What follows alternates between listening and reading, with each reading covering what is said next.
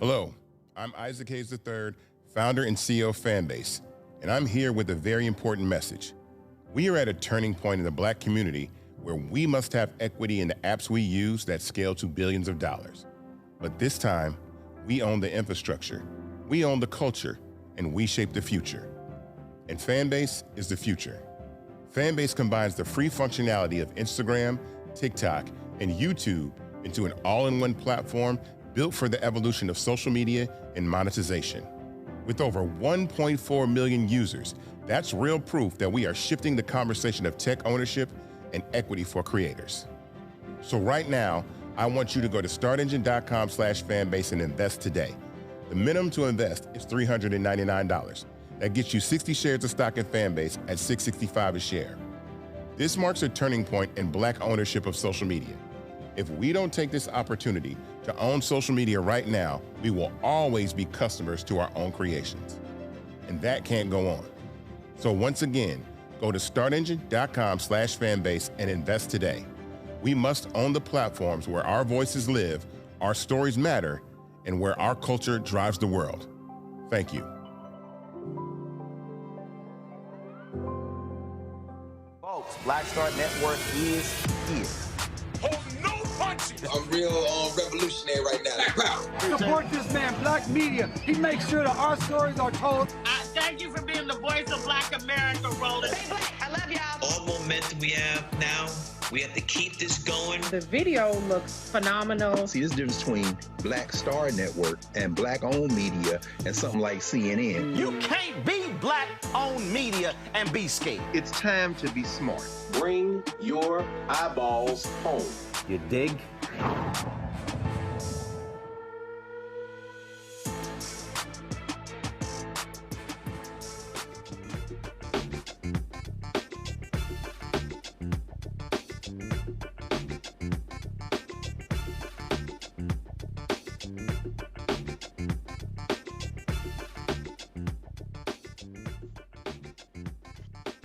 Hey folks, today's Friday, October 3rd, 2025. Coming up on Roland Martin Unfiltered, streaming live on the Black Star Network. The Feds, National Guard, they are in Memphis, and then white supremacist Stephen Miller stood before the cameras and told cops, y'all can do whatever y'all want. Y'all are unleashed on Memphis. We'll talk with State Representative Justin Pearson about the actions taking place in Memphis. Nevada Congressman Steven Horsford joins us as the federal government shutdown continues. Republicans are hoping that Democrats are going to blink and buckle, but they also are scared because Donald Trump has fully embraced Project 2025. We knew he was lying during the campaign when he said he didn't even know what it was. Also, on today's show, we'll be joined by the Democratic nominee for mayor of New York City, Zohran Mamdani, to talk about his race and why he wants to be the next mayor of New York and what he will say to Black New Yorkers. Morgan Harper will talk September jobs report that didn't get released because Trump don't want it released. They're trying to blame the shutdown. Also, John Boy, the National Black Farmers Association, joins us. All these white farmers are crying, oh my God, we need some help. Donald Trump and Republicans are potentially putting together a $50 billion welfare package for these mostly white farmers. Y'all, it's a lot we go cover. It's time to bring the funk. I'm Roland Martin Unfiltered on the Black Star Network. Let's go. Whatever the miss, he's on it. Whatever it is, he's got the scoop, the fact, the find. And when it breaks, he's right on time and it's rolling. Best believe he's knowing. Putting it down from sports to news to politics. With entertainment just for kicks, he's rolling. It's on go, roll, roll, y'all. It's Roland Martin, rolling with Roland now. He's funky, he's fresh, he's real, the best, you know he's Roland Martin now.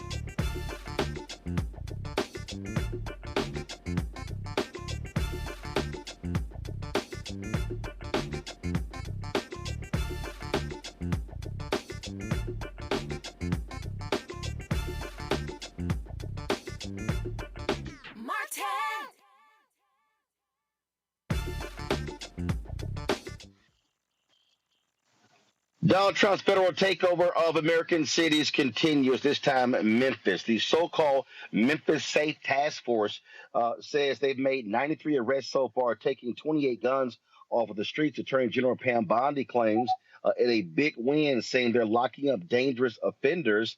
The heavy federal law enforcement, aided by National Guard troops, is specifically hitting black and brown neighborhoods the hardest, sparking real concerns about racial profiling. Activists say the heavy law enforcement is not effectively at all curbing crimes. Joining us right now is State Representative Justin Pearson. Glad to have you on the show.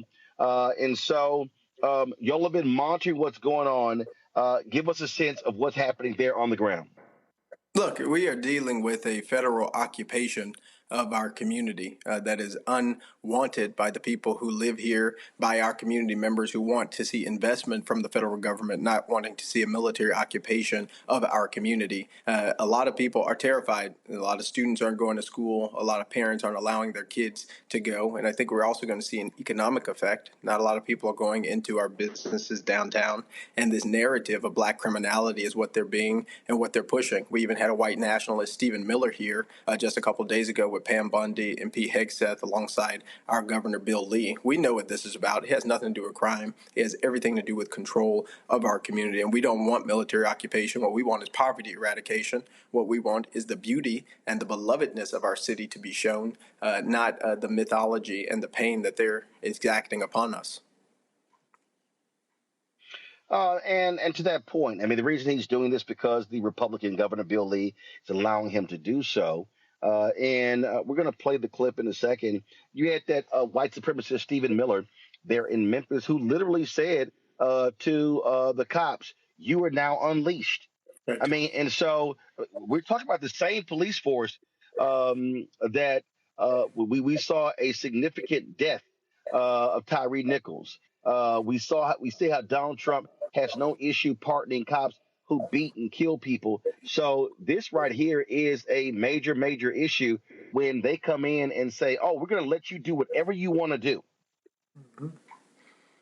I mean, it's 100% true. We had Tyree Nichols killed by Memphis police officers 2 years ago.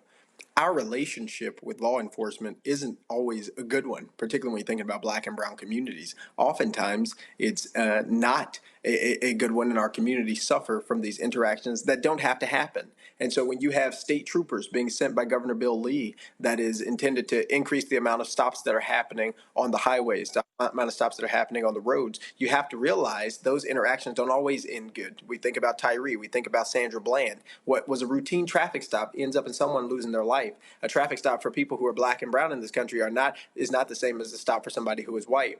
In addition to this, right, we did not enter into a consent decree with the Department of Justice after the findings of pattern and practice showed that the Memphis Police Department historically targeted poor, lower income communities. We have so many deficiencies already as it relates to our law enforcement. So now to have the federal government coming in and taking over, in essence, law enforcement responsibilities, giving arrest, ensuring that people are going to have these court dates, hurting a jail system that's already strangulated by the lack of resources at 201 Poplar, is creating more problems than solving it. And again, if people really think this administration cared anything about crime, why did all of the January 6ers get pardoned? Right, the president of the United States himself is a white supremacist, but he's also a 34-count convicted felon. This has absolutely nothing to do with crime. That is how they are starting the conversation, but we need to realize they are going to be weaponizing the military, weaponizing federal resources during the next elections, during the presidential election, and this is how democracy gets destroyed. This is how fascism and authoritarianism gets normalized. And we, again, just like in the 90s, when we were offered, black communities were offered, you get the crime bill and the 3 strikes law. We're being told, well, we're going to offer you military occupation, but we're never being offered resources to get kids more programming. We're never being offered resources to make sure no one goes to sleep hungry at night. We're never offered resources for affordable housing or health care, actually taking care of our veterans. We're always being deprived of the very things that could prevent crimes from happening in the first place. Absolutely. And to the point many of us made, okay, let's say this surge lasts for 2 weeks, 3 weeks, then a month. Okay, what are you going to do after that? Are they willing to actually pony up the resources that will be needed to not just have a police response, but to deal with the other issues that we know impact and reduce crime? Root causes is the conversation I find Republicans, conservatives, and people who are wanting to be ignorant about what we are experiencing don't want to talk about. The root causes isn't that people just need more mentors. It's that poverty is the root cause of all crime. I was talking to a group of students today, and when I asked them, what is the root cause of crime?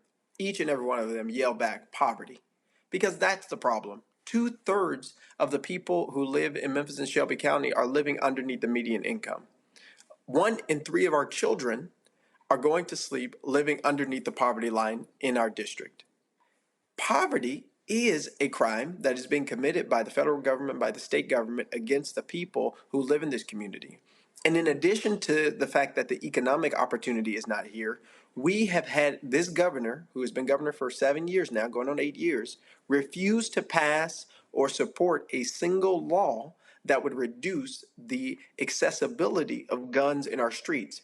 And so when I have advocated for gun violence prevention laws, such as red flag laws, a waiting period, banning assault weapons, this governor has not used any of his political or social capital to ensure that those bills got passed. He's interested in giving billionaires the ability to send their kid to whatever school they want with private school vouchers, but he is not interested or invested in actually supporting our community. And so the beauty and the joy and the culture and the love that we have here gets harmed by policies and practices of Republican administrations that want to perpetuate, one, a myth of black criminality, but two, create crime by not passing laws that would prevent it from happening in the first place. And then coming back to us and saying, well, here's the only thing that we can do.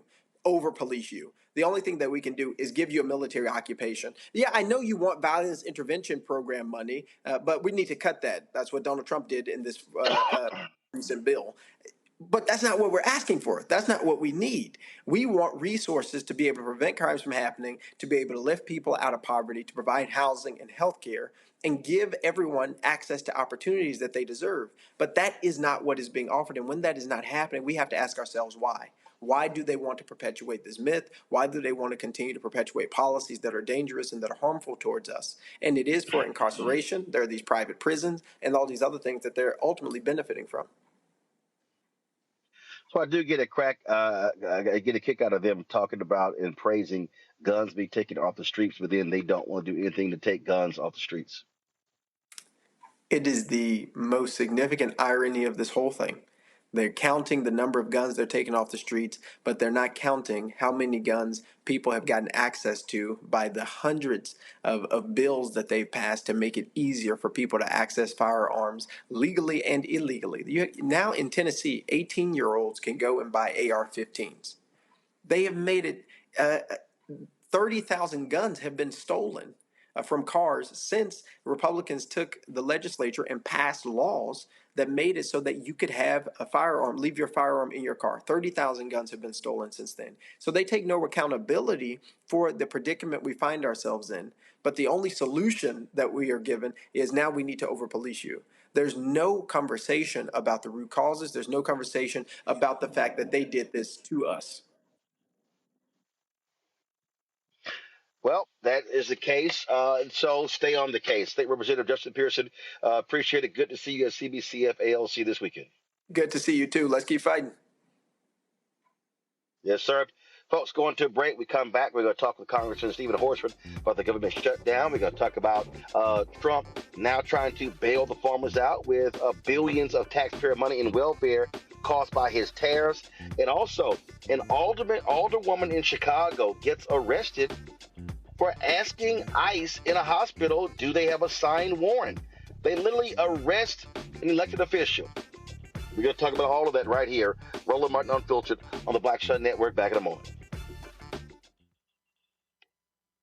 In my book, The Power to Persist, I share 8 simple yet powerful habits, a blueprint for transforming obstacles into opportunities and pressure into purpose. Just as they fueled my rise from the south side of Chicago to a national stage. And on the Power to Persist podcast, I bring that blueprint to life.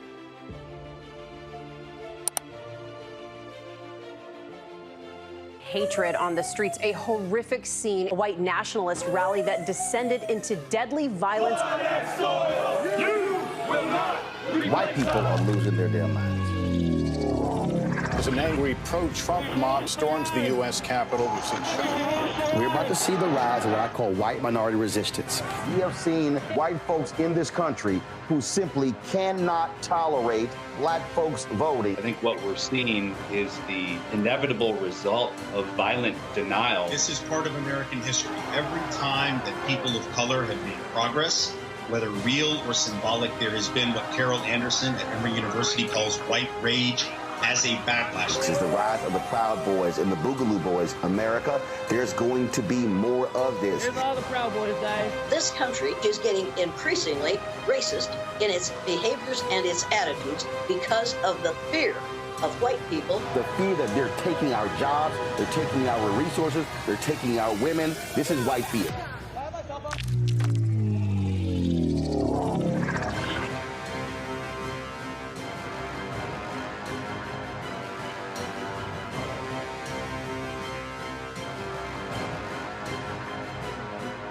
Said the quiet part out loud.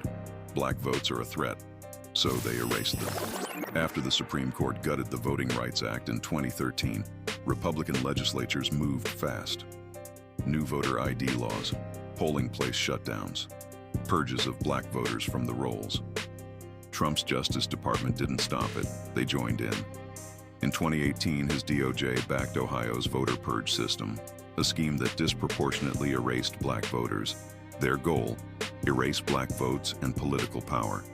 Yeah, that happened. These are the kinds of stories that we cover every day on Roland Martin Unfiltered. Subscribe on YouTube and download the Black Star Network app. Support fact-based independent journalism that centers African Americans and the issues that matter to our community.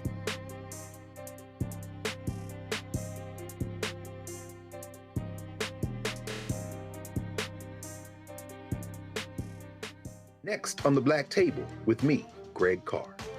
An hour of living history with Dr. Richard Mariba Kelsey, thinker, builder, author, and one of the most important and impactful elders in the African American community. He reflects on his full and rich life and shares his incomparable wisdom about our past, present, and future. African genius is saying that my uncle was a genius, my brother was a genius, my neighbor was a genius. I think we ought to drill that in ourselves and move ahead rather than believing that I got it. That's next on the Black Table, here on the Black Star Network. This week on The Other Side of Change, we are talking about our star, our luminary, our guide, Assata Shakur, who recently passed away in Cuba. We're going to unpack her legacy. I refuse to allow Assata's legacy to die before children that aren't even born. Like our babies that aren't even born must know her and must know her. And that roadmap is going to get us closer to liberation. You're watching The Other Side of Change only on the Black Star Network. Lil Thompson with winwithblackmen.org. You're watching Roland Martin Unfiltered.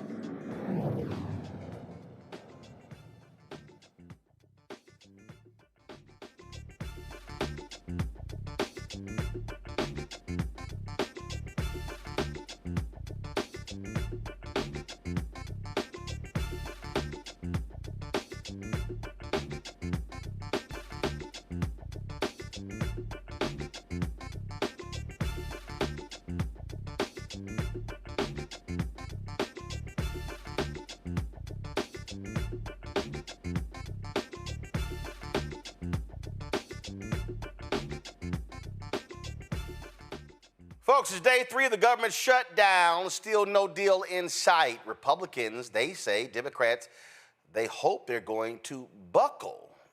Also, Donald Trump, it's amazing. He now acknowledges Project 2025. Remember when he said he knew nothing about it? Joining us right now is Congressman Steven Horsford of Nevada. Congressman, glad to have you here. Republicans have spent a lot of time trying to brand this shutdown. It's been all about the Democrats, but polling data shows that they are the ones who are bearing the brunt of the heat for this shutdown. It's theirs. They have to own it. 100%. The Republicans control the House. the Senate and the White House. They control the votes in determining whether or not their budget could pass. They knew that they did not have the votes. In fact, their own budget got fewer votes than the Democratic alternative when it went to the Senate. I'm starting to think that this is more about Speaker Johnson wanting to protect Donald Trump from the full release of Epstein's files than he is about protecting the American people and our right to affordable health care. Leader Jeffries and House Democrats have called three specific things: cancel the cuts to Medicaid and Medicare, lower cost on middle-class families, and save health care. Nothing more, nothing less. And that is what we are fighting for in this moment, not just what we're fighting against. Also, we talk about fighting in this moment. You're also fighting misinformation. You're fighting people. And again, I'm listening to some of these people. I saw a clip last night. I'm going to play it in a second. Stephen A. Smith was on the SiriusXM radio show talking about how, well, you know, inflation is not as bad as it used to be, and we haven't really feeling it, and how the economy hasn't cratered. And I'm like, what the hell are you talking about? Donald Trump has had 2 consecutive awful months of job growth. Biden-Harris didn't have one in 48 months. You also look at inflation, higher today than it was a year ago, higher than it was last month. Meat prices up. You still talk about a housing issue. So I'm like, what world are you living in? Well, as you know, I represent Las Vegas, and we are confronted with what's called the Trump slump right now. And since the beginning of this year, tourism has been down double digits. We have seen room occupancy down. We are now seeing an increase in the rate of unemployment, particularly with our hospitality workers. And this isn't only affecting tourism.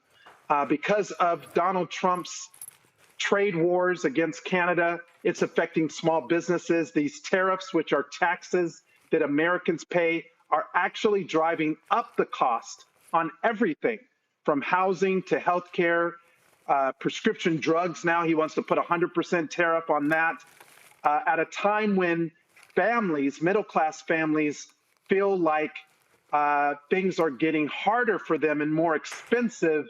This administration's policies are actually inflicting more pain on the American people. That is why House Democrats have said enough is enough. It's time to lower the cost, cancel the cuts, and save health care. To that particular point, I was looking at New York Times had a story just yesterday talking about how Vegas has been getting hammered. It said of the 5 million international visitors that come to Las Vegas every year, 1.4 million of those folks are from Canada. And Donald Trump pissed the Canadians off. And so the Canadians said, holla, we're not going to sit here and come to your country. Asian travelers are not coming. So his tariffs and his abrasive, nasty, despicable nature has said to international tourists, you know what? We have options. We don't have to go to Las Vegas or go to Miami or Los Angeles or New York City. And so the travel business have down billions of dollars in 2025. I've seen some estimates may say we may be down some $20 billion this year. Mm-hmm.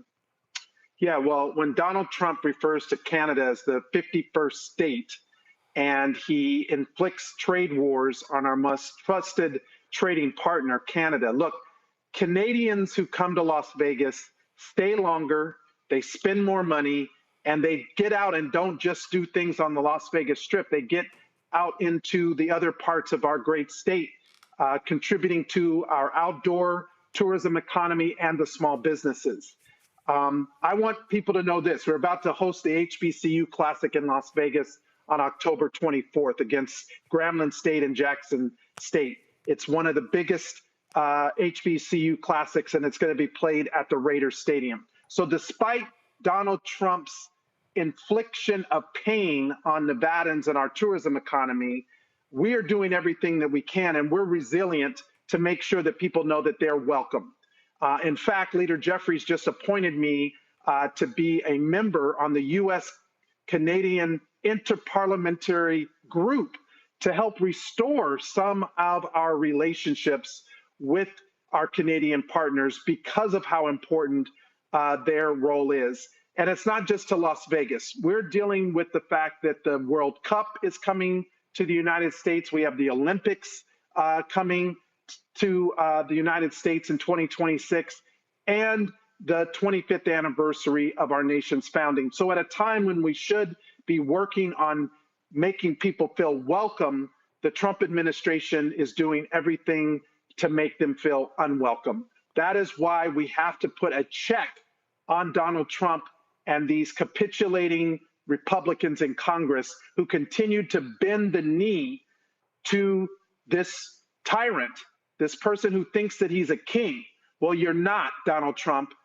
We have a co-equal branch of government. It's called the Congress. You don't get to roll over us, just like you don't get to roll over the American people. And it's time we put a check on Donald Trump. Real quick, let's go to my panelists for some questions for Congressman Steven Horsford. Matt Manning, civil rights attorney at Corpus Christi. What you got? My only question, Congressman, is just in terms of what the American people that are not in Vegas might not be seeing. How major are the effects of the Trump tariffs, like you were talking about with Canada and Canadian tourism being down? How major is that felt there in Las Vegas, and what kind of metrics have you seen that show exactly how these policies are ruinous for the American people? So thank you. Just so international travel is a third of all travel into Las Vegas, and Canadian travel is a third of the international travel. So we're down over 12% just since the beginning of this year. This didn't happen last year. This isn't a holdover. This is a direct effect of Donald Trump's trade wars with Canada and his tariff policies, which have been erratic. And it's not only on tourism. I represent the rural part of Nevada, and I was out in Pahrump, the rural part, and talking to small business owners, and they also have seen a decline from Canadian travelers into the rural areas. Today, I spent the entire day talking to constituents about the effects of these healthcare cuts that are devastating to our communities in every respect, from rural hospitals to community hospitals to birthing centers and other facilities that are being impacted because of the cuts to Medicaid, the cuts to the enhanced premium tax credits. And that's why Democrats have said, we'll work with you to reopen the government, one that ensures that we save health care and make sure that it remains affordable for the people of Nevada and all over the country. Joining us right now is Michael Imhotep, host African History Network show out of Detroit. Michael, your question? On the day, we have seen the Trump administration and Donald Trump withhold $2.1 billion in infrastructure project money for Chicago, $18 billion in transit funding for New York, et cetera. We see them using economic pressure on top of threatening more layoffs. Has there been any talk among your caucus to organize economic boycotts against certain corporations that have financed the Trump administration, have financed Republicans, et cetera, because they're trying to weaken the resistance with economic pressure, and we have to meet that with economic pressure against them as well? Well, that's a great point. In fact, I was just with the Executive Leadership Council, a council that really focuses on Black voices in corporate America, from the boardrooms to the C-suite. And you're 100% right. We have to continue to apply pressure to fight fire with fire. The fact that Donald Trump and his administration would seek retribution against the American people and American cities because he doesn't like the fact that Congress didn't approve his partisan budget that cuts health care is completely unacceptable. But this is why we have to put a check on this administration. People have been saying, well, why now? Why are Democrats drawing a line in the sand now? He's been dismantling federal agency and defunding programs since the beginning of this administration. In fact, he lied about not knowing anything about Project 2025. Roland Martin and other people tried to remind people that he was the mastermind behind Project 2025. And what did he say yesterday? He's going to put Russell Vogt in charge of the implementation of OMB and to make sure that Project 2025 continues. So he lied to us during the campaign. He's lying to us now. And it is time that we make sure that everyone knows you're either with us and the American people, or you're fighting against us and our economic well-being. All right. Do we have audio? Do a Candace? Okay, so we're going to work through that as well. All right, Congressman Horsford, last point here. I just saw, Speaker Mike Johnson has announced y'all are not going to be in session next week. Didn't y'all just come off like 6-7 weeks? And what the hell? What is he scared of? And I take it he also still hasn't seated the woman from Arizona who won her race. What the hell's happening? Adelita Grijalva. She won her race overwhelmingly. The Republicans who won their special elections were sworn in during pro forma session. He refused to recognize the Democratic leadership when we tried to call for her to be sworn in on Tuesday. And you're 100% right. Speaker Johnson canceled votes on Monday and Tuesday of this week, leading up to this shutdown deadline on midnight. He's on vacation. He's AWOL. Meanwhile, House Democrats have been here ready to work and ready to reopen the government while protecting health care.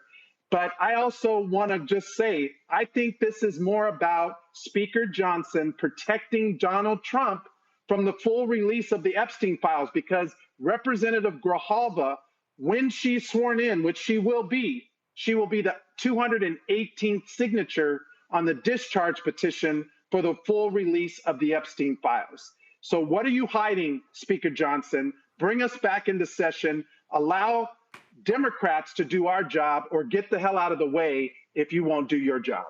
Congressman Steven Horsford, we surely appreciate it. Thanks for joining us on the show. Thanks, Roland. All right, Frat. Folks, going to a break. We come back. Zohran Mamdani is leading the polls to be the next mayor of New York City. Man, you got some Democrats not happy. You got some Republicans who are ticked off. Well, you're going to hear directly from him about his policies for Black New Yorkers right here. Roland Martin Unfiltered on the Black Star Network. Support the work that we do. Join our Bring the Funk fan club. Your dollars make it possible to do the work that we do, y'all, which nobody else is doing. When you talk about this daily news show every single day we are here. But this show, but the other shows on the Black Star Network, we're launching a daily midday news show next month. We got another weekly show coming. Yo, we got lots of things happening, and so your support is critically important. If you want to contribute via Cash App, use a Stripe QR code. You see the code right there on the bottom left-hand corner. PayPal is R Martin Unfiltered. Venmo is RM Unfiltered. Zelle, Roland at RolandSMartin.com. Roland at RolandMartinUnfiltered.com. We'll be right back. On the next Get Wealthy with me, Deborah Owens, America's Wealth Coach, we talk about the principles of mindset, strategy, and execution. This week, we're adding a fourth, faith. You're going to hear from a mother and daughter duo who are helping thousands of Black women build wealth, all through their faith. You are more than you can ever imagine. Not just obtaining things to show that, but seeing yourself. Making your faith work for you. That's right here on Get Wealthy, only on Black Star Network.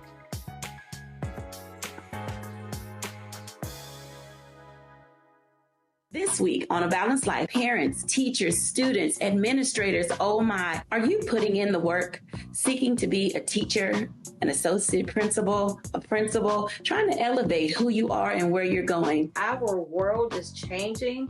For veteran teachers, we have to be able to usher in students into a ever changing, ever-evolving world. If we have this triangular effect, we will create a successful student who will be able to just thrive wherever and in any situation that they're placed in. Join us this week on A Balanced Life with Dr. Jackie here on Black Star Network. Hello, I'm Isaac Hayes III, founder and CEO of Fanbase, and I'm here with a very important message. We are at a turning point in the Black community where we must have equity in the apps we use that scale to billions of dollars. But this time, we own the infrastructure, we own the culture, and we shape the future. And Fanbase is the future. Fanbase combines the free functionality of Instagram, TikTok, and YouTube into an all-in-one platform built for the evolution of social media and monetization. With over 1.4 million users, that's real proof that we are shifting the conversation of tech ownership and equity for creators. So right now, I want you to go to startengine.com/fanbase and invest today. The minimum to invest is $399. That gets you 60 shares of stock in Fanbase at $665 a share.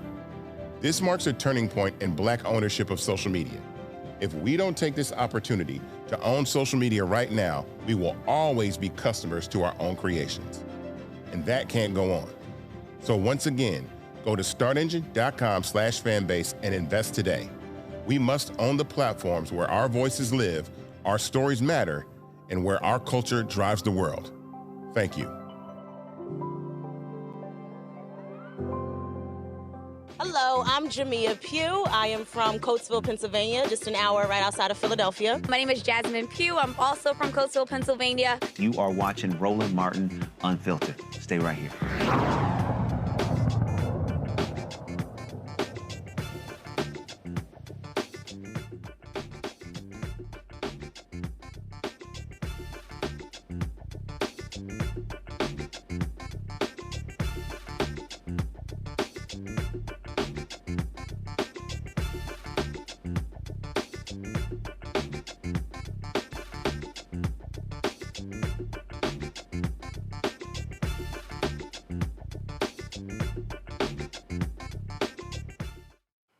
First Friday of the month, we normally have jobs numbers, but all of a sudden, with Donald Trump in the Bureau of Labor Statistics, we don't have any. Now, they're blaming the government shutdown. We all know that's bullshit. It's really because they know it would be a third consecutive horrible month. Morgan Harper joins us right now. Glad to have you here. Talk about this here. Y'all, we're always just sitting here, breaking these things down when we look at these numbers, Morgan. So we don't have the official numbers, but talk about ADP. For folks who don't even know what that is, explain what ADP is and what did that show to give us a sense of how horrible Donald Trump's job market is? Yeah, so you're exactly right, Roland, because of going off of the current situation, because of the shutdown, the government hasn't been funded. That does include the Bureau of Labor Statistics, which usually produces that full set of data. That's the full non-farm payroll data that we usually talk about. Because that's not available, there are other sources of data that we can look at to get a sense of where the economy is at. One of those is ADP. So that's the company that manages a lot of payroll. And that's a subset of that overall payroll picture. And so it's not as complete. It's not as instructive as that big government data set, but it does still give us a sense of what's happening. And the ADP data from this past month shows that expectations for even a modest level of growth in the economy with jobs, it was 45,000 were expected, did not happen. So we actually saw a net loss of 32,000. So that's what the ADP data was showing us. But there's also other data sources that folks look at to get a sense of where the economy might be at besides this BLS data. So, and those also are showing like a really mixed picture. So one is this purchasing managers index, PMI. That just kind of shows in the manufacturing industry how much buying is happening. And as we've talked about before, manufacturing, that's where we're supposed to be, according to the administration, seeing a lot of growth from their policies. And that also is showing really mixed information, that there's not a lot of purchasing that's happening, probably due to the impact of the tariffs. And so not showing that sector is really experiencing a lot of growth right now. People are kind of like taking it very easy. Then we also have this other data set that just shows how much hiring is happening. Usually in September, through the summer, this would be when a lot of companies are starting to bring people back on. This is this other data set called Challenger Gray Christmas. That's also showing that there really isn't that same level of hiring, higher levels of hiring that happens in September. And then the final thing that I would point people to give us a sense of where things are at is just the consumer sentiment. So that data did come out in terms of, with the consumer price index, consumer sentiment, and it's showing that a lot of consumers are not feeling that optimistic about the economy, that they aren't feeling like they are going to be able to make a lot of purchases that because of all of this uncertainty. And so that's another sign of, again, just this cumulative effect of a lot of uncertainty in the economy. We aren't seeing a lot of private sector growth. The area that had been providing some job growth in government, that definitely is not the case right now because of the administration's policies and because of what has happened, which is, because of the shutdown, the administration using that as a pretext to do further federal layoffs, which is only going to continue to decrease the amount of growth that we see in the government job sector. And what's shameful here, Morgan, is that they spend all this time, we're just going to be winning. There's lots of winning.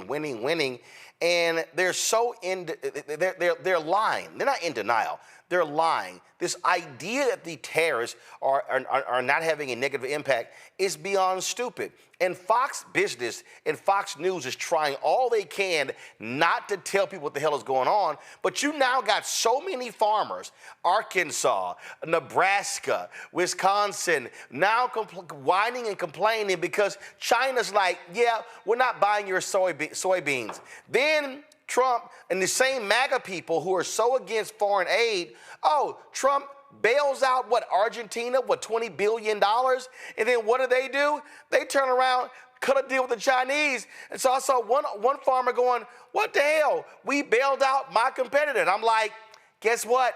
You voted for it. Hashtag, we tried to tell you. Yeah, I'm glad you brought up the Argentina example, because one thing we hear a lot to justify some of these policies from the administration on that we've been hearing since the beginning, DOGE, these layoffs, the tax cuts that passed through that big bill that are benefiting corporations and the most wealthy is, we got to tighten things up. Government spending just got out of control under Biden administration and all of these establishment politicians, et cetera. And so to say that, not that that's true anyway, right? But to say that that's your reason that you want to really rein in the government spending and then take $20 billion and give it to a country in Argentina that is being run by someone that has no track record of successfully managing a government or an economy, it would be laughable if it weren't so tragic, because this is our money, and we have people in this country that are getting completely played, and it's not just going to impact them, it is going to impact all of us. And so where we go from here is another theme of our monthly discussions on this front. I don't know that we have a lot of clarity on that, but there is no denying that this is a complete boondoggle. This is just straight up corruption that we have seen from this administration, and it's going to continue to have really negative effects for a lot of folks throughout the country. Now we have news that, guess what? Which we knew from last time, Republicans are preparing a welfare package for farmers that's going to be anywhere from $35 to $50 billion. We're going to talk to John Boyd a little bit later about that. But we're dealing with that too. Yeah, and it's kind of similar to what we're seeing happen with some of these private companies. Like, for example, I don't know if you saw this week that Trump announced his Trump RX deal with Pfizer. He's very into cutting these deals and one-off deals with certain companies. And here we're going to have a favored population that we're going to decide to cut a deal for. That is not any way to run a country, a government, and you can't sustain that. And so, and who's going to get left behind in all of this? It is going to be regular working people. So our best effort here, or time spent, is just making sure, I think, that people understand all of these contradictions, all of the hypocrisy. And I think we're starting to see this reflected in some polling where younger people, for example, are feeling, those that maybe were a little bit open-minded about Trump are now kind of like, wait a second, what is this? This is not trying to make government better in any way. Well, absolutely. It's laughable to see, and again, these idiots are just falling for it as they are. I was so quick trying to get to the title, y'all. Morgan, of course, is Director of Policy and Advocacy at the American Economic Liberties Project in Columbus, Ohio. Morgan, we appreciate it. Thanks a lot. Good to see you, Roland. All right, then, folks, going to a break. We come back. Zohran Mamdani, he has gotten a lot of attention from folks. He's leading the polls. He won the New York City primary. Now he's trying to win the general election. We got a lot to talk about with him. We'll do so right here. Roland Martin Unfiltered on the Black Star Network. Next on the Black Table with me, Greg Carr. An hour of living history with Dr. Richard Mariba Kelsey, thinker, builder, author, and one of the most important and impactful elders in the African American community. He reflects on his full and rich life and shares his incomparable wisdom about our past, present, and future. African genius is saying that my uncle was a genius, my brother was a genius, my neighbor was a genius. I think we ought to drill that in ourselves and move ahead rather than believing that I got it. That's next on the Black Table, here on the Black Star Network. We are talking about our North Star, our luminary, our guide, Assata Shakur, who recently passed away in Cuba. We're going to unpack her legacy. I refuse to allow Assata's legacy to die before children that aren't even born. Our babies that aren't even born must know her and must know her. And that roadmap is going to get us closer to liberation. You're watching The Other Side of Change only on the Black Star Network. What's up, y'all? This is Wendell Haskins, a.k.a. Win Hogan at the Original T Golf Classic. And you know I watch Roland Martin Unfiltered.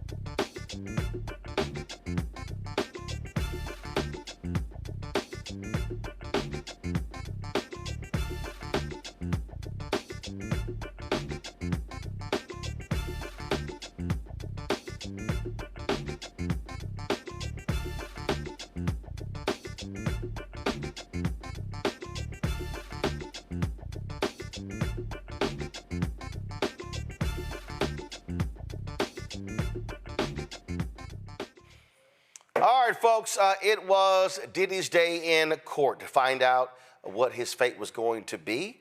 And, of course, you had victim impact statements. His children testified. He, of course, wrote a letter to the judge as well. And there was a lot happening today in court. Candace Kelly, legal analyst, she joins us right now. Candace was in the courtroom. She's been following this trial from the beginning. So, Candace, something crazy happened when the assistant U.S. attorney announced that Diddy had booked some speaking engagements. Blew up on social. When I looked it up, It was a reentry program that had these listed, and it was a letter they sent to the judge basically saying all these things he's going to do for people in the reentry area. That still was beyond stupid. How in the hell, we're going to get to the sentencing. How in the hell did his attorneys allow that to get in where one of the speaking engagements was literally Monday in Miami at like 6 p.m.? You know, this was really a day of clarifications all around. That is really what this day was about. And I think that when that happened, when the let's say Christy Slavic, who prosecuting attorney, when she got into it, it seemed strange that he would have this speaking engagement, but it was clarified that, like you said, it was more of an engagement that had to do with helping and bettering the community, but still, it just didn't look good. It'd been possible that he would think that he would actually get off, and it just wasn't a good way to kind of enter into the court and say, yeah, he's got a speaking engagement, like he was going to entertain all of a sudden on Monday as soon as he got off. Judge literally was going to say, you know what, I'm going to give you probation, Diddy, you can go ahead and go home. Exactly. And we all knew that that is not the way that it was going to go, especially with, you had the prosecuting attorneys wanting 11 years and 3 months. Then on the other side, you had the defense team wanting 14 months. There's just no way overall that he was going to be walking out anywhere, not with this judge being a life judge and wanting to continue to have respect from his peers.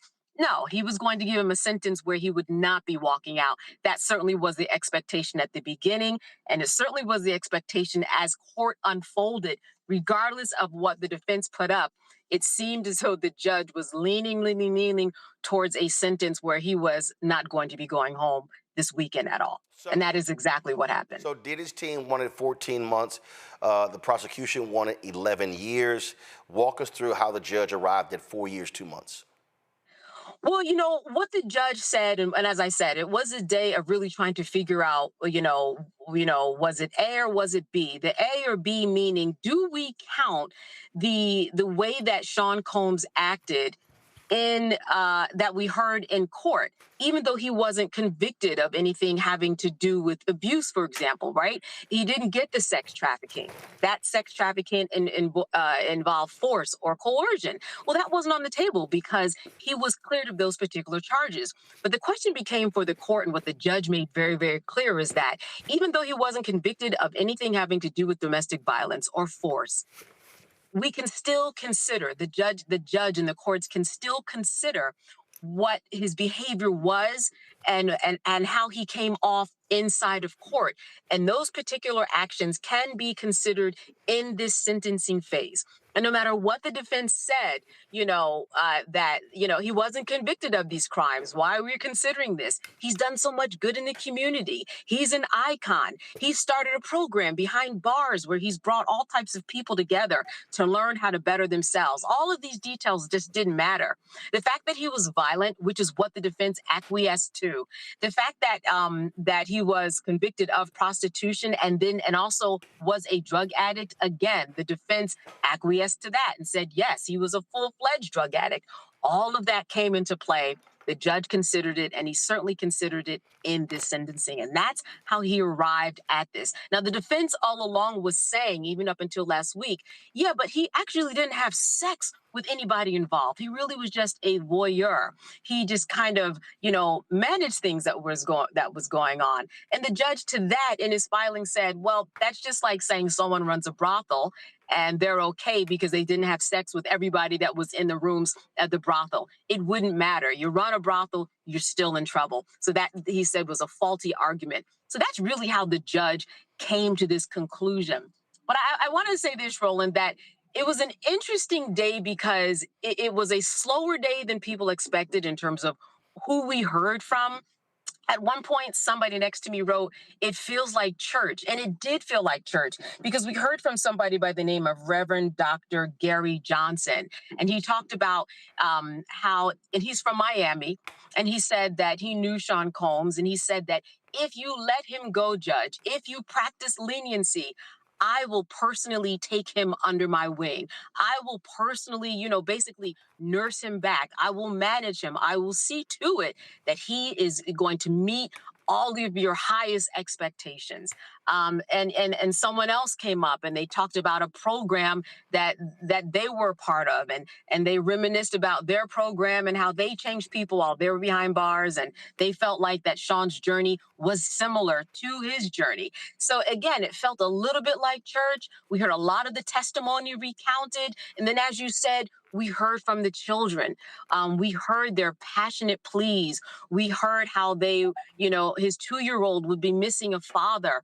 There were a lot of tears. All of the children spoke. Of course, he's a 2-year-old, but they also spoke on behalf of the 2-year-old saying, listen, I know what it's like not to have a mother. We don't want our 2-year-old sister not having a father. They were very, very impassioned. But we also saw an 11-minute video. It was kind of like a promo video, Roland. It was, Sean out in the community over the years, talking to kids, opening up schools, running the marathon. This 11-minute video was very interesting, very out of the ordinary from the times that I've been in court, kind of promoted who he was as this person, as this icon, kind of a step to the left of what we normally see. But the judge let everything in, which is why, even though I got to the court at 6 a.m., we just got out at about 5-something. It was a long day because we heard from so many people and again, saw promotional videos and heard arguments from many, many people. What was key was that we heard from Sean Combs, though, for 10 minutes. And he spoke. He was collected. He was the last person that we heard from. Roland, I will say that it was very powerful. But I think that the judge and his assessment of him just didn't believe him. Sean, he stood up and he said, I want to personally apologize. I don't take lightly what happened. I want to apologize to my family. I want to apologize to Jane. I'm sorry for bringing her into this mess, he said. He said that disgusting video that people saw of him beating Cassie triggered a lot of people. He said, it's a burden I will forever carry. He said, it was disgusting. I'm quoting. He said, it was shameful, sick. He said, I was sick from drugs. I was out of control. I needed help. I know better. I was taught better. I mean, he went on and on. He spoke to his children specifically, told them that he was humble to his core. He said, I hate myself right now. I'm stripped down to nothing. I apologize to my children. I fell to y'all as a father. I'm sorry. You deserve better. Mom, I'm sorry. You taught me better. I mean, he turned around. He looked everybody in their eyes. He just kept emotionally saying, I am sorry, I'm sorry. He talked about how he failed his community. He said that he grew up wanting to set an example, and all that he could do, that was his mission. And he, quote, got lost. A couple of times he took some deep breaths and he said, listen, Your Honor, if I'm given a chance to change people, I'm going to prove to you that I can do it. He just said he wanted a chance. He said, I know you want to make me an example, but I want to be the example of someone who can go out and really turn themselves around. He ended the day, and then the judge eventually gave his sentence, as we all know, for 50 months, and then also a $500,000 fine, and Roland 5 years probation. Last point, he's already served how much time in jail? What's that? He's already served, we are at 13 months. So really, he will be serving another 3 years. Yeah, and then you have to take off maybe, 10 months or so, simply because federal sentences, they only serve about 85% of the time. Got it. All right, Candace, we certainly appreciate you breaking it down for us. Thanks a lot. All right. Thank you, Roland. All right, folks, we're going to chat about this after the Mamdani interview. We should go to a quick break, and then we'll have the New York City mayoral candidate on next. In my book, The Power to Persist, I share 8 simple yet powerful habits, a blueprint for transforming obstacles into opportunities and pressure into purpose. Just as they fueled my rise from the South Side of Chicago to a national stage. And on the Power to Persist podcast, I bring that blueprint to life.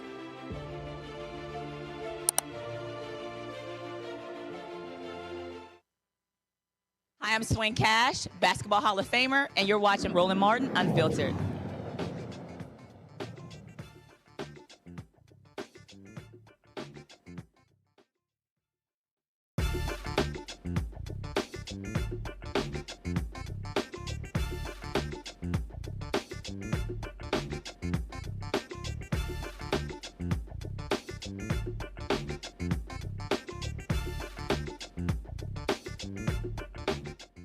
Folks, he shocked the political establishment when he won the New York City mayoral primary race a few months ago. Now, Zohran Mamdani is trying to be elected mayor in the general election. Now, incumbent mayor Eric Adams dropped out earlier this week, saying he didn't have the resources to do so. And so Mamdani is going to be running against the man who he beat in the primary, former New York State Governor Andrew Cuomo, and of course Curtis Sliwa, of course, on the Republican side as well. Zohran Mamdani joins us right now on Roland Martin Unfiltered. Glad to have you here. First and foremost, let's get right to it. In the primary, I mean, you executed a strategy that obviously worked, and I've heard from a number of different people who said they were concerned that you did not target or appeal to African Americans. In talking to others, they said, well, you had several black candidates in the race, and they likely were going to be driving that particular vote. Was that your strategy that, hey, I need to figure out what my core base is, win the primary, and then I will appeal to a broader base of voters towards the general? No, we've actually been looking to speak to African-American voters from the very beginning of our race. I think one of the major challenges was that when I started this race, I was probably about 1% in the polls. And for a lot of New Yorkers, when they heard about me, the first question was who? And so it took many, many months until I could get into my first church, which was in February. But from that point on, I was in churches pretty much every single weekend. By the end of the campaign, about 2 every Sunday. And I found that for many New Yorkers, our message of affordability, it spoke to them, especially as what we're going through right now is in many ways the reverse of the Great Migration. We have lost about 200,000 black New Yorkers in the last few decades alone. And yet what I knew that when I spoke to those same older black New Yorkers, that for them it wasn't necessarily a race between me and Andrew Cuomo, it was in fact a race between me and Mario Cuomo. Because I would hear his name again and again that, I'm voting for Mario's son, or Mario was good to me. And I don't begrudge those voters because there's a long history there. And now my job is to introduce myself and the plan that we actually have for New Yorkers across the 5 boroughs. On a particular point, you talked about churches' older voters. When you look at the numbers, you did appeal to younger African-American voters and obviously older voters, hardcore Democratic voters, and to your point, knowing the Cuomo name. What message are you saying to them? But also, how are you reaching black voters who don't go to church? Because the reality is that infrastructure today is not the same as it was 10, 15, 20 years ago, where you can largely reach black voters through churches. Absolutely. I think you are correct in that 2025 presents a new set of opportunities, a new set of challenges. And as you said, in the primary, we were proud to win the young black vote across New York City. It was a key part of us beating Andrew Cuomo by 13 points. And so our outreach now is not just, to black voters that will meet at a church or at a mosque or, whether it be a Seventh-day Adventist church on a Saturday morning. It's also through our canvassing operation. And what we found is that we now have closer to 75,000 volunteers that have knocked on more than 600,000 doors across this city and are having those conversations directly. And the message, in many ways, comes back to that of affordability. And Dr. King put it best, what good is having the right to sit at a lunch counter if you can't afford to buy a hamburger? And for many New Yorkers feeling that, we've grown tired of hearing how we're the greatest city in the world when so many New Yorkers can't afford to live in that same city any longer.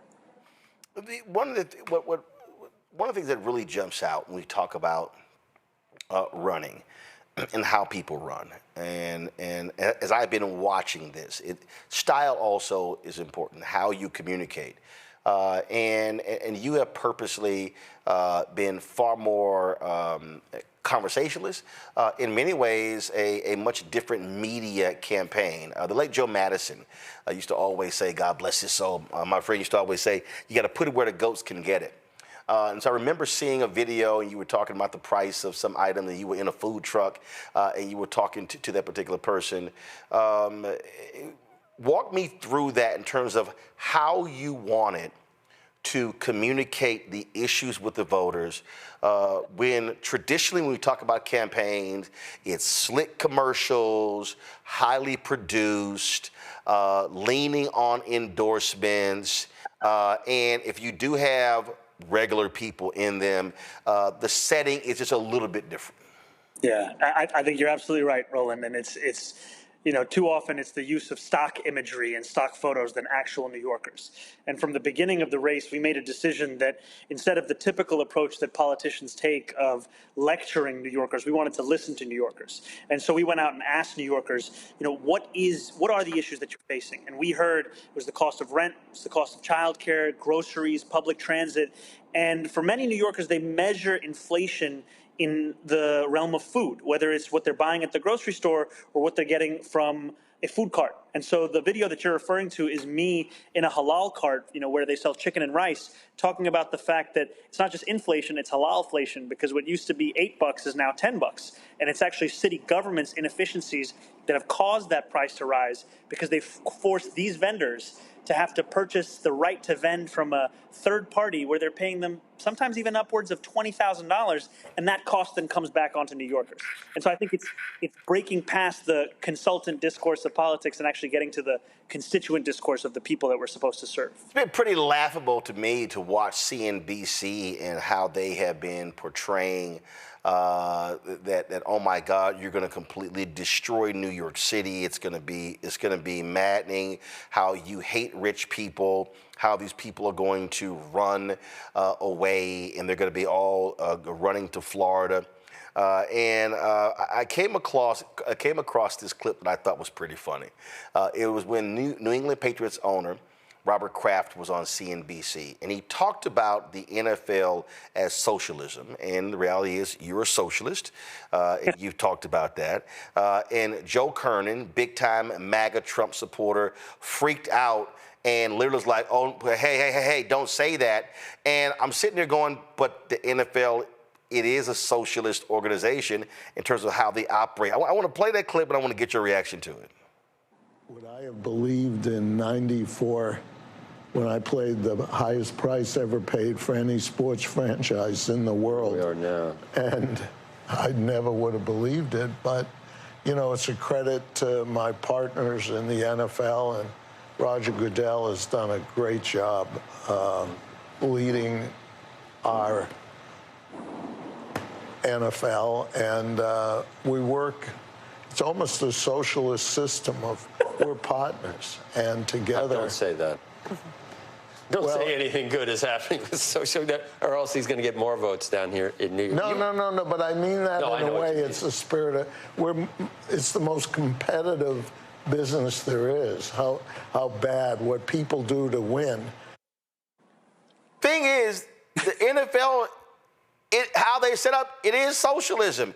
And it's the most profitable sports franchise in the country. Matter of fact, DeMaurice Smith was on the Breakfast Club, and he also talked about how they practice socialism. So I guess I got a kick. Here you got these billionaires, nearly all of them Republican, all of them MAGA, billionaires owning the league, the most profitable sports league in America, and they say, oh my God, Mamdani, he's a socialist, but here's one of their own saying they are too. It's hard to wrap the mind around it, but I think, as you're saying, it speaks to the amount of fear-mongering there is. And yes, I am a democratic socialist, and a lot of New Yorkers ask me, what does that actually mean?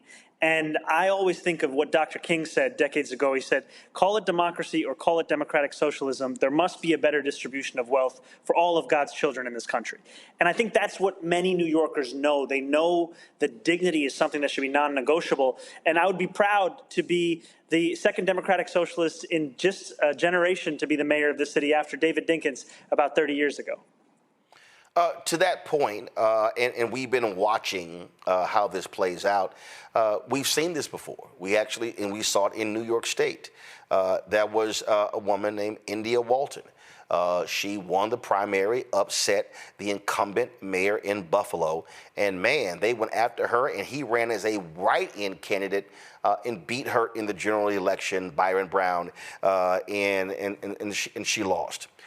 You have been under withering attack. You've got Bill Ackman and others who believe that you are the devil. They are throwing millions upon millions of dollars at you. The incumbent, Eric Adams, has now dropped out to set up this sort of two-person race between you and Andrew Cuomo. What is your focus to beat back all of that, to beat back the relentless attack that is against you?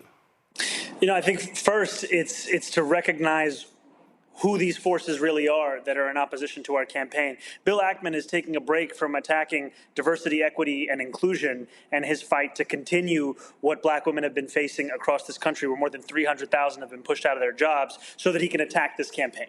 And frankly, he's spending more money than I would even tax him with my fiscal proposals. And he's doing it because he's afraid of having a mayor who isn't beholden to the same Trump MAGA movement that he helped to support back into the White House. And, we have Andrew Cuomo here who's been working with Donald Trump to try and stop our campaign. And yet I can tell you that I feel just as confident as I did a few weeks ago about this campaign, because New Yorkers are telling me that they are tired of politics as usual, and they want something different. They want an approach that puts working people at the heart of it, not a question of how do we make sure we make the most amount of donors happy. One of the things that you discussed this week, and this is a constant thing in New York City, the gifted and talented schools. When Bill de Blasio was mayor, he tried to make some changes, and oh my God, folks lost their minds. And what you have here, and let's just be, and I'm going to say it, I don't have a problem saying it, what you have with these gifted and talented programs, you got a whole bunch of so-called liberals and progressives who want these schools to be for their special kids. And when you break down the numbers of these schools, you look at the racial makeup. Now, you're going to have the MAGA folks, the right-wing people say, here you go, talking about the racial makeup.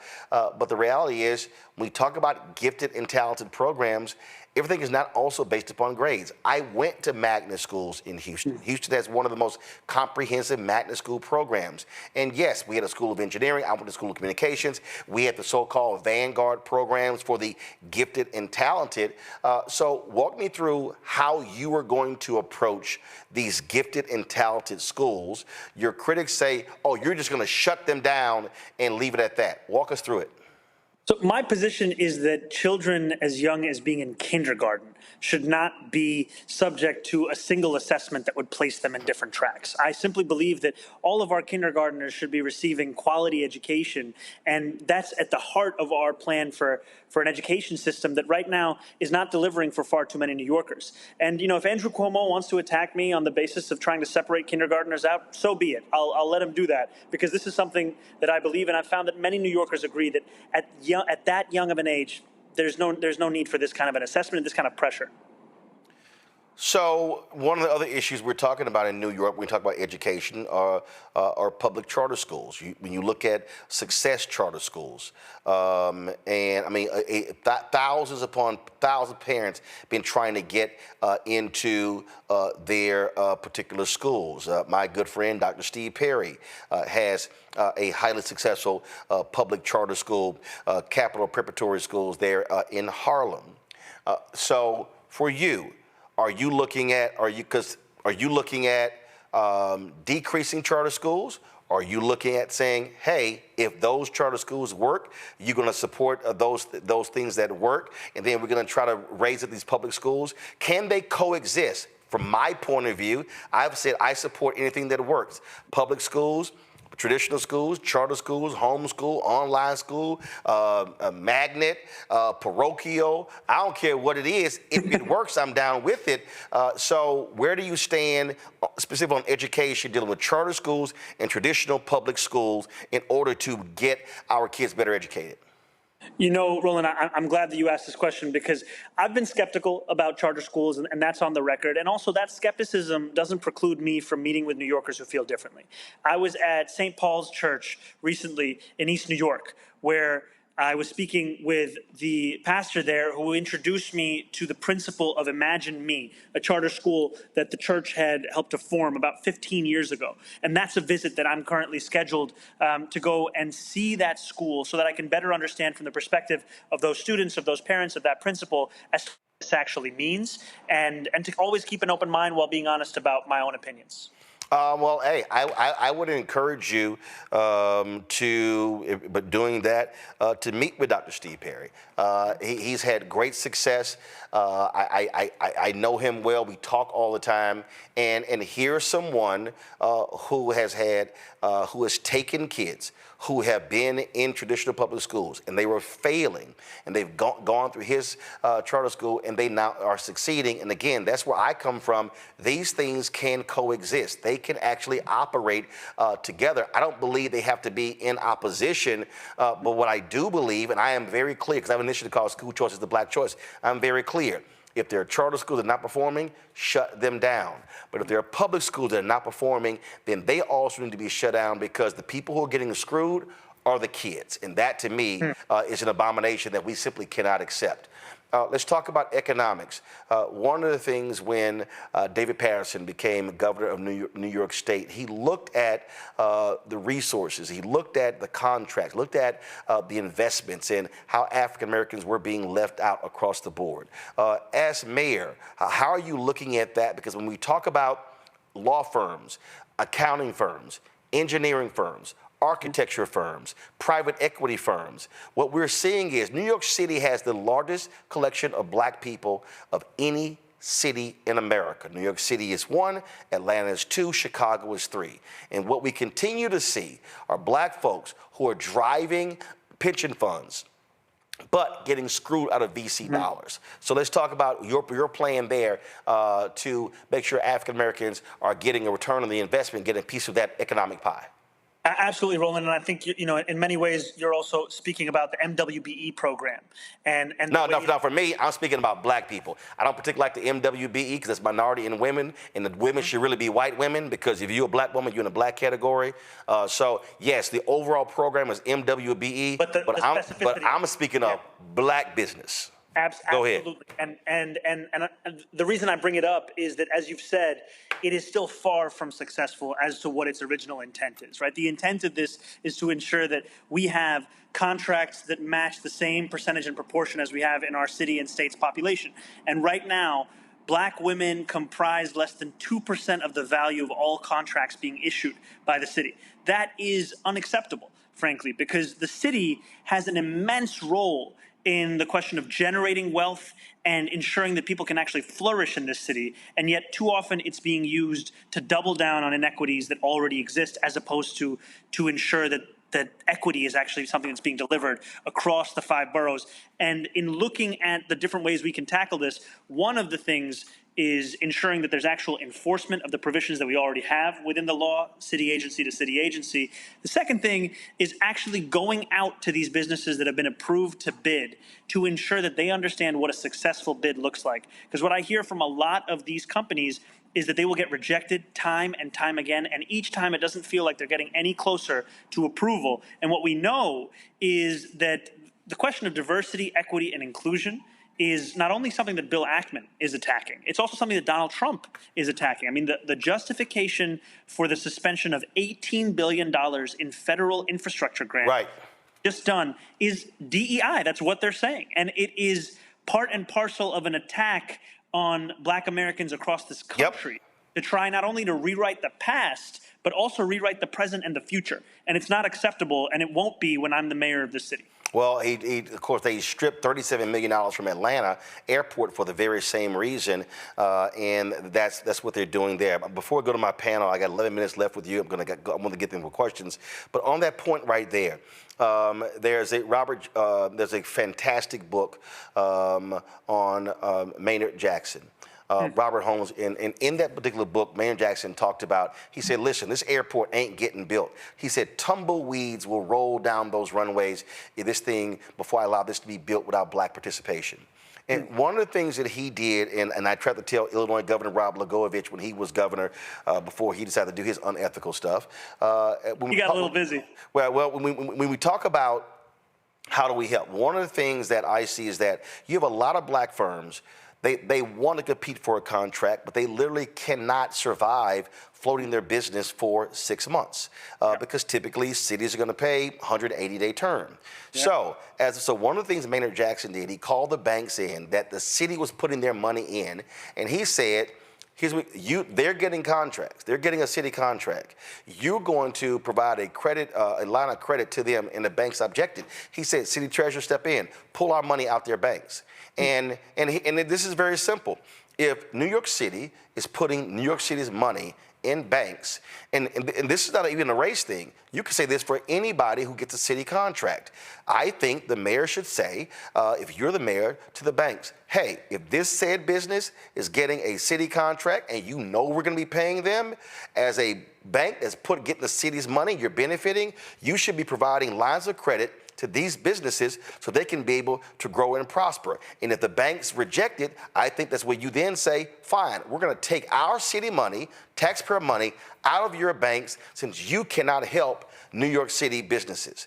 That's a way, man, Atlanta is what it is today because Maynard Jackson used the power of the political office. His grandfather taught him the 3 B's, the ballot, the book, and the buck. He used the power of the political office to drive the economic change in Atlanta.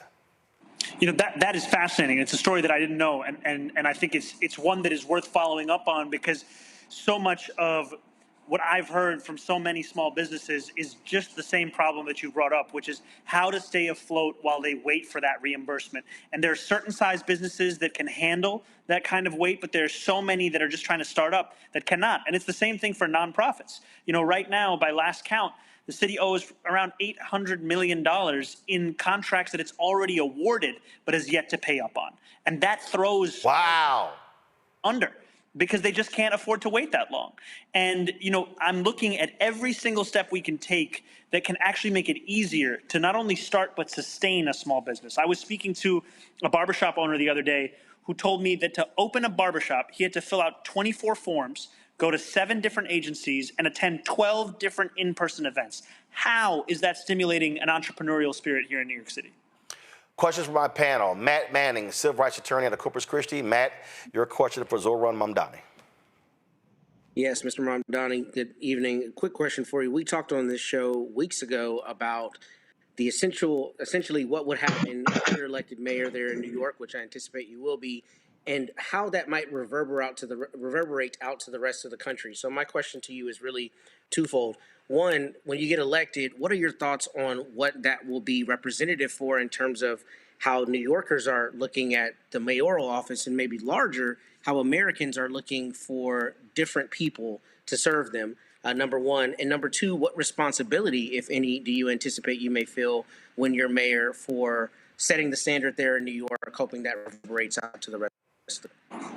You know, I really appreciate this question because I think it speaks to what so many New Yorkers are looking forward to with January 1st of next year, which will be an administration that I will lead that understands its responsibility is to deliver on an affordability agenda. You know, we ran with 3 clear promises of freezing the rent for rent-stabilized tenants, making the slowest buses in the country fast and free, and delivering universal childcare. And to me, success is the implementation of that agenda. And I think that the model that we can create here is one that shows what's possible when you put working people at the heart of your politics. Because we know that if we do not diagnose and actually address the despair that so many are feeling, we leave New Yorkers and Americans at large vulnerable to being exploited by someone like Donald Trump, who runs a campaign on affordability, but then all he delivers is punishment and cruelty. And it's time for us to not only say that, yes, it is too expensive of a city, but also here's what we're going to do about it to make it an affordable city. Michael. All right, Zohran Mamdani, thanks for coming on today. I saw you on MSNBC recently, and you were saying of Andrew Cuomo you said that in the primary election, he said he was best positioned to fight against Donald Trump, to go toe to toe with Donald Trump on behalf of New Yorkers. But then in the general election, you said he pivoted and said he was best positioned to work with Donald Trump. So my question for you is, the Trump administration announced that they're freezing $18 billion in infrastructure funding for New York City. Russell Vought, the ombudsman and the architect of Project 2025, announced that Wednesday on X. And then also the Energy Department, Trump's Energy Department on Wednesday announced that they were canceling $7.5 billion in awards for energy projects in states, Democratic states, including the state of New York. So how would Mayor Mamdani be able to fight against the Trump administration to get that funding for New York City and the state of New York? You know, I was right there at the Hudson Tunnel today with Congressman Nadler, with Assemblymember Tony Simone, State Senator Brad Hoylman Siegel, and we were all standing in opposition to Donald Trump's recent decision. And as you said, this is a decision that can't be separated from Project 2025 because it was announced by the architect of that very project. And yet while we were doing that, Andrew Cuomo was nowhere to be found on this issue. And it speaks to the fact that you cannot stand up and defeat Donald Trump, his agenda, if you're unwilling to actually speak up against that same agenda. And in the primary, we shared our concerns that we couldn't trust a former governor who was funded in large part by the same billionaires that funded Donald Trump. And now in the general, we're seeing that Andrew Cuomo is actively coordinating with Donald Trump to try and stop our campaign, going so far as to be on the phone with him with the question not being how can we protect New Yorkers, but how can we stop Zohran Mamdani? And I'm here with the one goal in mind, being serving those same New Yorkers that are so often left out of those kinds of conversations. You've been dealing with this issue of rent control. There have been folks, as African Americans, who say that it's concerning for those who are homeowners. But when we look at and I've covered housing my entire career, we've never hit 50% black home ownership in this country. So the majority of African Americans in this country are renters, not homeowners. And so how have you dealt with these folks who say that, well, because you were being criticized by Mayor Adams, that, oh, if you freeze rents, that's going to negatively impact African American homeowners. But aren't you saying that if I freeze rent, that's actually going to help those people who are losing out and some becoming homeless because they can't afford to live where they are because of rising rates? Absolutely, Roland. You are 100% correct, which is that, you know, we're talking about a population of 2.5 million tenants who have a median household income of $60,000. And for so many, they are on a fixed income where any rent increase is one that then forces them to choose between medicine and food. It forces them to choose between being able to pay their rent and then having to take away from their other necessities. And our plan to freeze the rent will return about $7 billion into the pockets of working class tenants. And also, our plan is one part of an affordability agenda. That agenda extends to homeowners and landlords too, because we will work to decrease their insurance costs, which have doubled in recent years. You know, there's a program called Milton Street Captive, which currently is working to actually depress home insurance costs, and that's something that could be critical if the city was to invest in. There's a property tax system that's broken and disproportionately impacts so many working class homeowners across the 5 boroughs, and yet there's been no political will to actually get that done. That's going to be the core of our state legislative agenda. And finally, Rudy Giuliani created a system called the property tax lien sale, where the city would sell the debt that homeowners owed, whether it be for or property taxes. And what we found is the city is 6 times more likely to sell that debt in a black neighborhood than a white neighborhood. And in part because of that recognition, as well as the fact that this is not how you fund a city government and you're putting homeowners on a fast track to foreclosure, we're going to abolish that program to make it easier for homeowners to stay in their own homes. 2 questions left. I know our time is short. First, a lot of people have made a big deal out of the fact that House Democratic leader Hakeem Jeffries has not endorsed you. Do you care? You know, I can tell you that I have appreciated the conversations that we've had, and also if it was endorsements that determined elections, then I wouldn't be sitting in front of you as the Democratic nominee, because it was the people of the city that put me here, and those are the people whose endorsements I'm looking to win just in 32 days. Last thing here, and it's not necessarily a question, but one of the things that I found to be incredibly stupid is to watch these ignorant mainstream shows say, oh my God, if Mamdani is elected in New York, then that is going to be a yoke around the neck of Democrats across the country, which is weird because it's not like when Eric Adams was elected that somehow every Democrat had to answer to what Eric Adams is doing. Before that, Michael Bloomberg, independent or really Democrat or Republican, whatever day it was. Before that, Deakins or Koch. And I just think, just for me, and listen, I worked at CNN for 6 years. I think the fundamental problem is national media. They actually live in New York City. They think it's all about them. I don't think, and this is no disrespect to you, I don't think there's somebody, any other part of the country is going to give a shit whether you were the mayor of New York City. It's not going to impact Charlotte, Houston, Dallas, anywhere else. And so I just think that's just the dumbest thing that I constantly hear. I appreciate that, Roland. The only thing that I would say is the only way we're going to affect those cities is by stopping this city from being so expensive that New Yorkers start moving over there. We're going to keep them here because it's going to be a city they can afford. Well, I appreciate you coming on the show. I've been definitely when watching the campaign, wanting to get you on. If you have time to stop by once more before this election, look forward to having you back on, and good luck in this campaign. Thank you so much, my friend. It was an honor to be here. Thank you. Thank you very much. Going to go to break. We come back. We're going to chat about that. You know what, matter of fact, stop the commercial. I'm just going right to it. Let me go straight. Let me kill the commercial. So, Matt, here's the thing here. And again, I paid a lot of attention to this race. The reason Mamdani is doing well is because he is running a fucking brilliant campaign. I don't care what anybody says. Listen, my parents have worked elections. My dad watched news every day. My God, they're at my house now, and he watches the local news here. I don't even watch local news. Okay, so I have had to watch the news my entire life. There are very few candidates that I have seen. So I'm 56, I'll be 57 next month. Let's just say I started paying attention when I was 7 or 8 years old. There are very few candidates that I have personally seen in the last 50 years who have run such a smart, effective, and laser-like focus as Zohran Mamdani.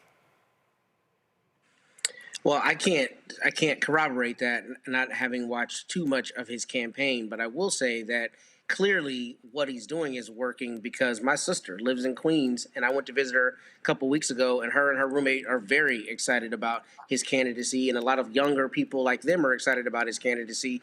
And I think right now, at a time where a lot of people are just desensitized with politics or otherwise feel like no politician is to be trusted, or the federal government, we've got a king in office who's, running roughshod over everybody. Clearly for him to be making the inroads he has and to have won this primary is a testament to him doing something right. I don't know exactly what you mean, if you mean specifically that he's using social media in a certain way, or he's speaking just laser focused to those issues. But I will say the kitchen table are clearly the issues that people are worried about. I was at an event this weekend with somebody running for Texas comptroller, and all he kept talking about is that all people are talking about to him on the campaign trail is money, cost of things, affordability, in a different context than in New York. But if that's what you mean, that's exactly what you're supposed to do in this moment, because it's the topic du jour at every kitchen table and in every house, the cost of everything and how it just seems to be going up, and wages are clearly not keeping up with that. So if that's what you mean, I agree. Here's what I mean, Michael. Again, I'm looking at the totality of this. I'm looking at how he communicates. I'm looking at taking on the questions. I'm talking about in that first debate, when they asked the question, what's the first thing you're going to do, or what's the first place you're going to visit if you're elected mayor? All of these candidates sucking up to Jewish voters in New York. I'm going to Israel. I'm going to Israel. I'm going to Israel. Mamdani goes, I'm going to visit New York City. And the reason it was a brilliant answer, because He's not running for national office. I totally understand the Jewish population in New York City and the state of Israel. I get that. But his whole deal was, I'm the mayor. He wasn't trying to be this foreign policy expert. It was a brilliant answer. The commercials, the social media, how he's engaging voters. Somebody actually sat here and hit me and they said, come on, Roland, Kamala did. No, she didn't. I'm sorry. She had 107 days, but I'm telling y'all right now, Vice President Kamala Harris did not run a campaign like Mamdani. What I'm saying is, when I'm saying brilliant, I'm talking about how you communicate to voters, but more importantly, how you communicate, Michael, to people who have checked out of the political process. Yeah, a few things here. I've been observing his campaign from afar, and we've talked about it some here. So number one, he's down to earth. He shows up in places where a lot of the other candidates are not showing up.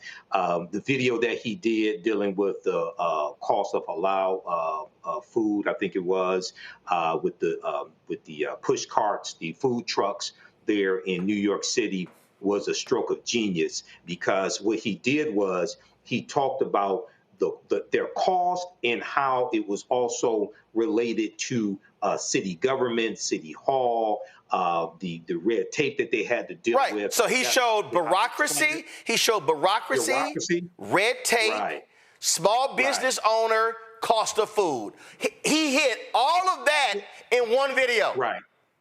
And then what he would do to bring down the cost. Okay, that was a stroke of genius. Look, I've studied marketing. Okay, that was brilliant right there. And he's not scripted, so to speak. So yes, he'll have his talking points, but he talks like a real person. He's really relatable. And a lot of people, especially younger people, Gen Z, millennials, but especially Gen Z, they want somebody who's authentic. They want somebody who's not scripted. So in hitting on affordability and, dealing with topics that people can really relate to, this is what people want. So I think it's important for other Democrats, and I'm neither Democrat nor Republican, but I know who the hell is working against our best interests as Black people. I think it's important for other Democrats to study this and adapt it to their own personality, their own skill sets. But and the other thing is, fire a lot of these goddamn consultants. No, actually, don't even hire them. Don't even hire them. Okay, all right. Don't even don't fire them. Don't even hire them. I just want I need people to understand. This is not, oh my God, you trying to get close to Mamdani. No, I'm telling y'all, the campaign that he's running is actually what we've long talked about. How do you make this thing personal to every single person? So I'm going to show you how this here. This is dated October 23rd, 2024. So this was the opening commercial for Zohran Mamdani in New York City. And I want y'all to watch this here. I need y'all to, and we're going to break this thing down, and I want y'all to, you're going to understand, this was October. This was almost 1 year ago. And what you're going to see in this commercial has been consistent for the last year. Watch this. New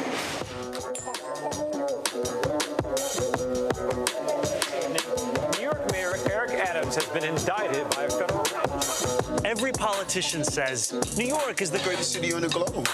But what good is that if no one can afford to live here? City Hall is engulfed in corruption. Unscientific. The cost of living is the real crisis. New Yorkers are being crushed by rent and childcare. The slowest buses in the nation are robbing us of our time and our sanity. Working people are being pushed out of the city they built. A mayor could change this, and that's why I'm running. I'll I'll make buses fast and free. So I can just get where I'm going. I'll make childcare available to all New Yorkers at no cost. I want to raise my kid in New York. And I'll freeze the rent for every single rent-stabilized tenant. These Eric Adams rent hikes are killing us. Life in this city doesn't need to be this hard, but politicians like Eric Adams and Andrew Cuomo want it to be this way. They care about their donors. They care about themselves. They don't care about you, the working class who keep this city running. This campaign is for every New Yorker who believes in the dignity of their neighbors. And the government's job is to actually make our lives better. We can afford to bring down the rent, have world-class public transit, and make it easier to raise a family. We can do all of that and so much more because this is New York. We can afford to dream. All right, so let me walk you through, again, how you run and you run smart. First, did y'all see him wearing a blue suit and a red tie? Nope. First of all, Zohran Mamdani is American, he's Ugandan, okay? All right, so you saw him wearing attire that speaks to who he is. To Michael's point, Matt, the consultant class would be, don't, you can't wear that. No. We're gonna poll test what suit, so it should be a blue suit, you should wear a dark, that's how they roll. When you look at the issues, it is the issues. He has been successful because he's not trying to speak to Wall Street. The problem with so many of these national media people who make millions of dollars, okay, they're the high earners. See, they see New York City through their lens, which is from the backseat of a car service. How he's been connecting with voters are the people who ride the subway, and if you do have some money, you take taxis. And that's what I mean. If you are a candidate running for office anywhere in America, and you're running for U.S. Senate, Congress, governor, you're running for county commissioner, city council, school board, DA, judge, you and your team should be studying how he's run, because it's about how do you connect with a person. Because I keep telling people, voting is the end. I got to get you registered. Before I get you registered, I got to give you a reason to get registered and then a reason to vote. And that, Matt, I think is the difference here. And that's why with everything they've thrown at him, numbers keep going up, up, up. So while they're over there fighting and yelling and cussing and calling him a socialist and he's the devil and he's the Satan, the voters are like, yep, but I like what I'm hearing. And I think to that point, it's a great point. To that point, I mean, the three women that were in that video were a cross-section of New York, right? Three women of different ethnicities, all speaking directly to one of his 3 points that he was going to address. And I think it's a genius idea, talking about not only kitchen table issues, but kitchen table issues that have the largest impact, that directly impact quality of life. I'm talking about, you know, you getting around every day. Anybody who's ever been to New York, a lot of the time you spend is, to your point, getting around. Are you going to Uber? Are you going to use a train? Are you going to use a bus? If you're getting on the bus every day and going to work and he's making it faster for you and making your commute easier, I mean, that's the kind of thing that is a deliverable that politicians don't often think about, but that's the kind of thing that changes, I think, lives. And I think what you're talking about is this is really a very broad-based approach. Like, I'm not talking to Wall Street. I'm talking to your average person about things that are going to make their life measurably better. And he said something in there that's funny, because I've said it basically as long as I've been involved in politics or interested in politics, is that the government should exist to make your life better, I think is what he said. And I think that's what people feel. That's the sentiment. But a lot of times people are disenfranchised with government because they feel like all they hear is squawking and they see no measurable benefit. They don't see less taxes. They don't see better services. And I think he's speaking to those issues that people feel the brunt of every day. Okay, here's an ad that I just think is insanely brilliant. This is what it says on Twitter. New York City, I can see a future with you, and it's one we can afford. Our new ad just aired during The Golden Bachelor. Y'all, watch this. You deserve better. You deserve to be able to raise your family here, to be safe, to travel where you need to, free of costs and worry. You deserve someone who works as hard as you do, who thinks about you every second of the day. That's the kind of mayor I promise to be. New York, will you accept this rose? Paid for by Zohran for NYC. Oh, I'm telling you, a consultant will be like, you're gonna run an ad as if you're dating the voter? Brilliant! So I think that deals with, now, I don't watch The Bachelor. No. But here's the whole deal. The Golden Bachelor is a show where I think the person hold up, because just you don't watch it.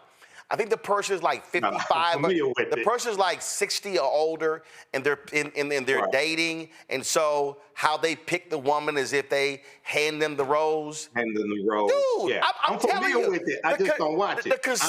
The political consultants, this would not fly in 99% of the races. Right. No, I'm familiar with the show. I was saying I just don't watch it. However, he aired that during the Golden Bachelor. So the way it rolls out, right, is similar, from my understanding, of how it looks on the Golden Bachelor. Okay, so then he comes with the rose, things like this. So when you have somebody watching a particular TV show, when they see an ad that looks similar to the set and the format of the TV show, it keeps them engaged, right? So they don't even realize, hey, it's a political campaign that I'm looking at right now.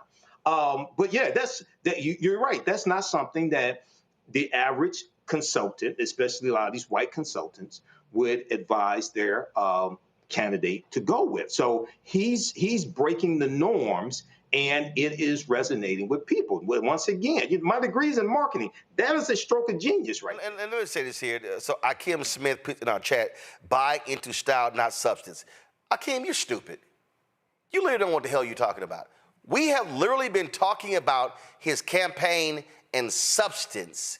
But what he's doing is he is combining the natural ebb and flow and the feel of communicating with the voter to say, I can communicate on this issue. So you don't know what the hell you're talking about. That's just a stupid ass comment.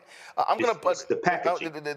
Well, but also the reality is you have to package your policy. Right. See, this is what's so stupid, why the comment is stupid. You have to package your policy proposals in a way that resonates with the average person who is not a hardcore political person. This is the last one I'm going to play. And again, when you talk about understanding where you are, understanding history, and how do you connect the dots, this to me, again, smart campaigning.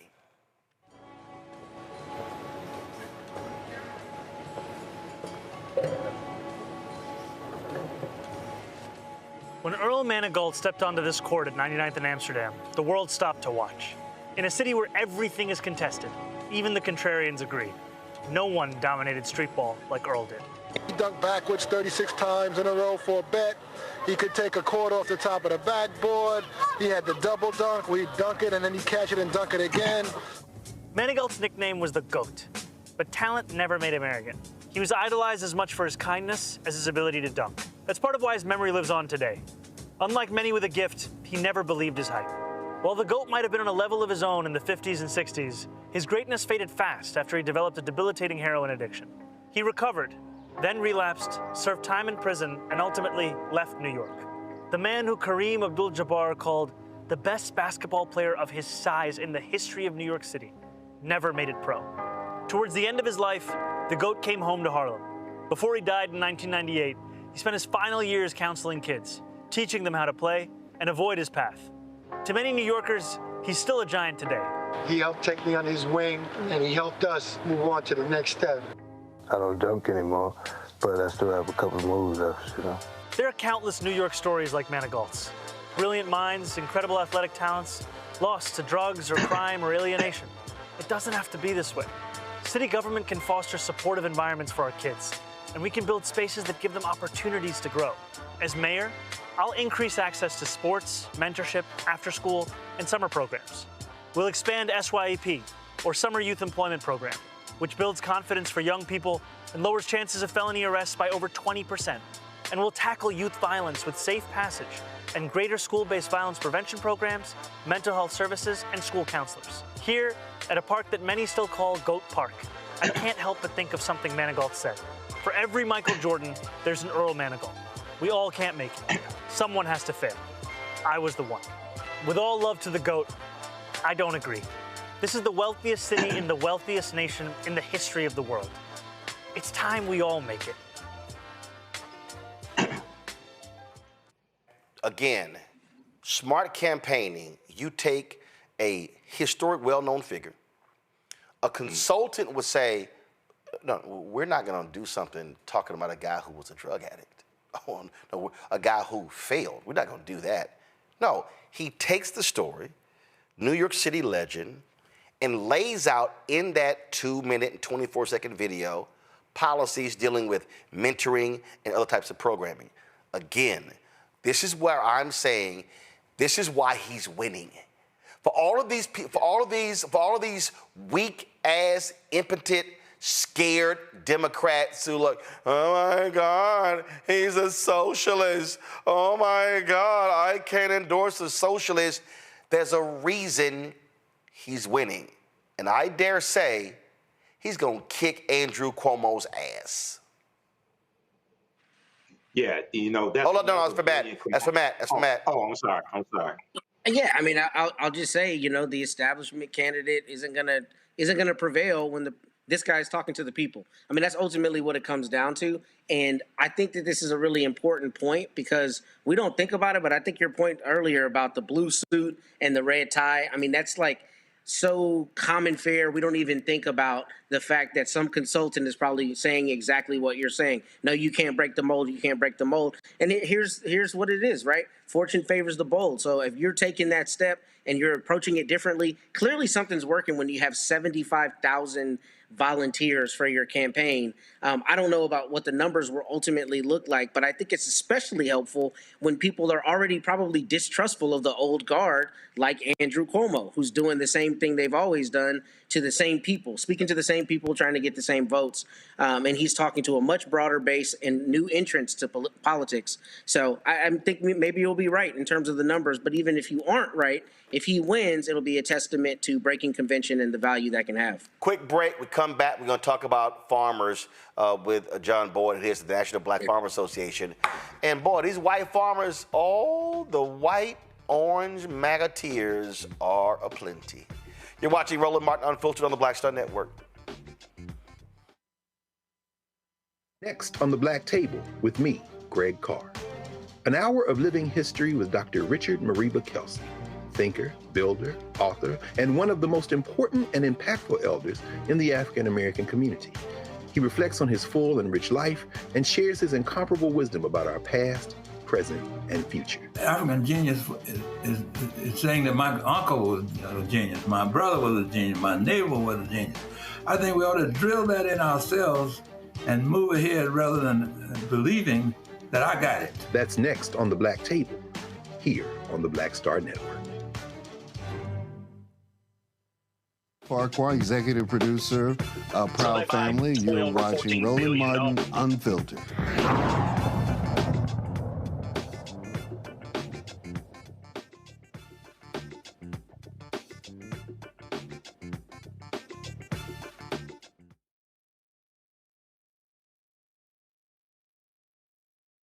And, you know, as a farmer, we get up one morning and you give Argentina, which is our second biggest competition in the world. They're the largest exporters of soybean meal in the world.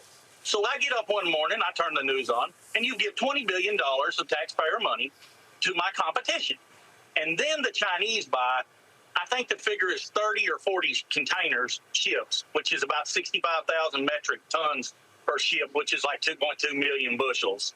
So they buy 12 or 14 billion dollars worth of soybeans from the Argentinians after the tax holiday. And here's the caveat to it.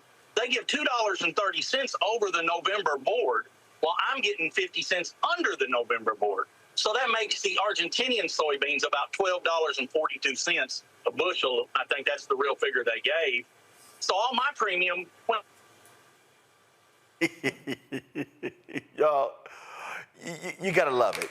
Don't need to remind y'all, the last time that orange fool was in the Oval Office, do I need to remind y'all what happened? Same thing happened. This idiot comes in with his tariffs, wrecks the economy, destroys farmers. Take your pick. Mississippi, Louisiana, Arkansas, Iowa, Wisconsin, Illinois, Michigan, Pennsylvania, Nebraska. Any place where you got farmers, they got screwed. $25 billion in taxpayer money given to farmers because of his dumbass trade policies. So what does he do? He runs on the same policies. And you know what these dumbass white farmers do? Give me my MAGA hat. I love me some Donald Trump. And here we are, 10 months later, and they're crying like some babies. Oh my God, we're losing. The same playbook. And guess what Republicans are now talking about doing? Because Trump is now freaking out. They're talking about putting together a package, and I've seen anywhere from 10 to 35 to 50 billion. Oh, I thought y'all didn't like welfare. Matter of fact, Senator Joni Ernst of Iowa did an interview. She said, my farmers, they don't like welfare, but they need help. Oh, but y'all shat on student loans. Y'all shitted all over black farmers and Latino farmers when a deal was cut, and racist-ass Stephen Miller blocked the money from going to them. Y'all shit on people who on food assistance. But now we're all supposed to sit back and go, these poor white farmers. And let me be real clear. When I say the poor white farmers, that bailout money, that ain't going no black farmer or Latino farmer. John Board is the president, National Black Farmers Association. And, it's hard for me, John, to say to hell with these red state farmers, but I'm sorry. They voted for his ass. And this happened last time. What the hell they think was going to happen again? Well, Roland, I told him that the tariffs didn't work the first time. They didn't work the first time. And when Trump came in and imposed tariffs on China, I was selling soybeans, people, for $16.80 a bushel. The price plummeted all the way down to about $6-7 a bushel, and the market never came back. Now these are the boys who voted for him, and I was on the circus. I said, vote for Harris. Harris is the only way out of this thing. All that stuff. They voted for him probably 99%. Yep. They voted for this president. Now the black farmers ain't how far to fall. I want to be perfectly clear to everybody that's watching this. We've been down, everybody dumped on us. So we've been down, and we know what it feels like. We know what it looked like not to get a loan, not to get a subsidy, all these things. But them big boys, that guy you just showed, Trump got them, man. $20 billion to Argentina, man. $20 billion, and then they turn around and sell the soybeans with the money that this guy bailed their whole country out with, and left them high and dry. And Roland, guess what? The market ain't coming back because it is harvest season right now. So they having to take those trucks to the grain elevators right now. And this money that the president keeps talking about, the money's going to come out to tariffs. Ain't no money coming out to tariffs. That's a little ploy that he's trying to do for midterm elections to keep his friends happy. We're not going to get a damn dime out of no tariff money. It's tied up in federal court, as you know, Roland. You've been following this thing. There's lawsuits and there's judges that are saying what he's doing with these tariffs, he can't even be doing in the first place. So this president got his base. He got his base and he played his base, and the base is going to turn on him. I'm here to tell you, when them white farmers start going out, them farms ain't coming back. And people, they're farming in blocks, Roland. Not the average age of the black farmer is 60, and average farm size is 50 acres. They're farming in blocks. A block is 1,000 acres, people. Yeah, I mean, they start losing all this land. And Roland, guess who's buying it? Guess who's buying the land? The vice president and acre trader are watching these farmers, and his real estate group is out there gobbling up farmland from the people that voted for their ass. How stupid is that? And see, what pisses me off again with these idiots in mainstream media, when they come on, you know, what they don't do, they don't say, hey, I'm curious, so-and-so, how did you vote? Like, hold on, I'm gonna play this clip right here. This is the guy over he's in Wisconsin, soybean. Watch this. Well, right now, as farmers, you know, we are in kind of a state of emergency right now because of everything that's going on. And so we will take that money right now. We'd rather have our global markets open and be able to sell our product and, you know, make our money that way. But right now, farmers are needing some kind of assistance to keep going. We have farmers that are losing farms that have been in their families for generations. Yeah, no, and I wonder how many of those people, John, he in Wisconsin, Trump won that state, how many of them damn farmers, but see, if they go on TV, the first question should be, hey, white farmer, who did you vote for? Voted for him. The man did it last time. Like, I'm trying to understand what the hell do they think was going to happen. And Vice President Kamala Harris kept saying his tariffs are going to cause prices to rise and farmers go out of business. Oh, no, she's not telling the truth. Okay. But they're going out of business. And like I said, the whole deal with the president is they got a whole real estate arm that's going to be buying up the land, people. And Roland, last time I was on your show, I was saying to Black America, we need to be prepared to buy some land and group and start buying some of this land, because it's going to be on the sale block here real shortly. The market is not going to come back in 30 days. I'm sorry, it's not. And those guys cannot sell soybeans for $10 a bushel, because that's what the market is, Roland. $5 for wheat, $4 for corn. Guess what? I was selling grain in the early 80s, man, for just under that. And here it is, the year 2025, and this president is taking us to the lowest grain prices in history and the highest input.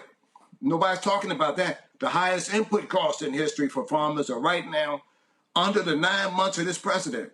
This guy came into office in 9-10 months and caused complete havoc for white America and white rural America in this country. And guess what? We need to be in a position to go in there and start winning some of these states, to come up with a platform to steal some of these people, whether we like them or not. They're down there voting in the red states, and we need to start winning some of the red states. And guess what? The Democrats should be saying healthcare, you know what? And we coming back in rural America, we got a plan to help some farmers out here because we want them votes too. But see, John, to be honest, here's my problem. These white, and I'm specifically saying white farmers for a reason. Because let me be real clear. But they dogged us, as you know, bro. Them damn white farmers wasn't standing up for y'all.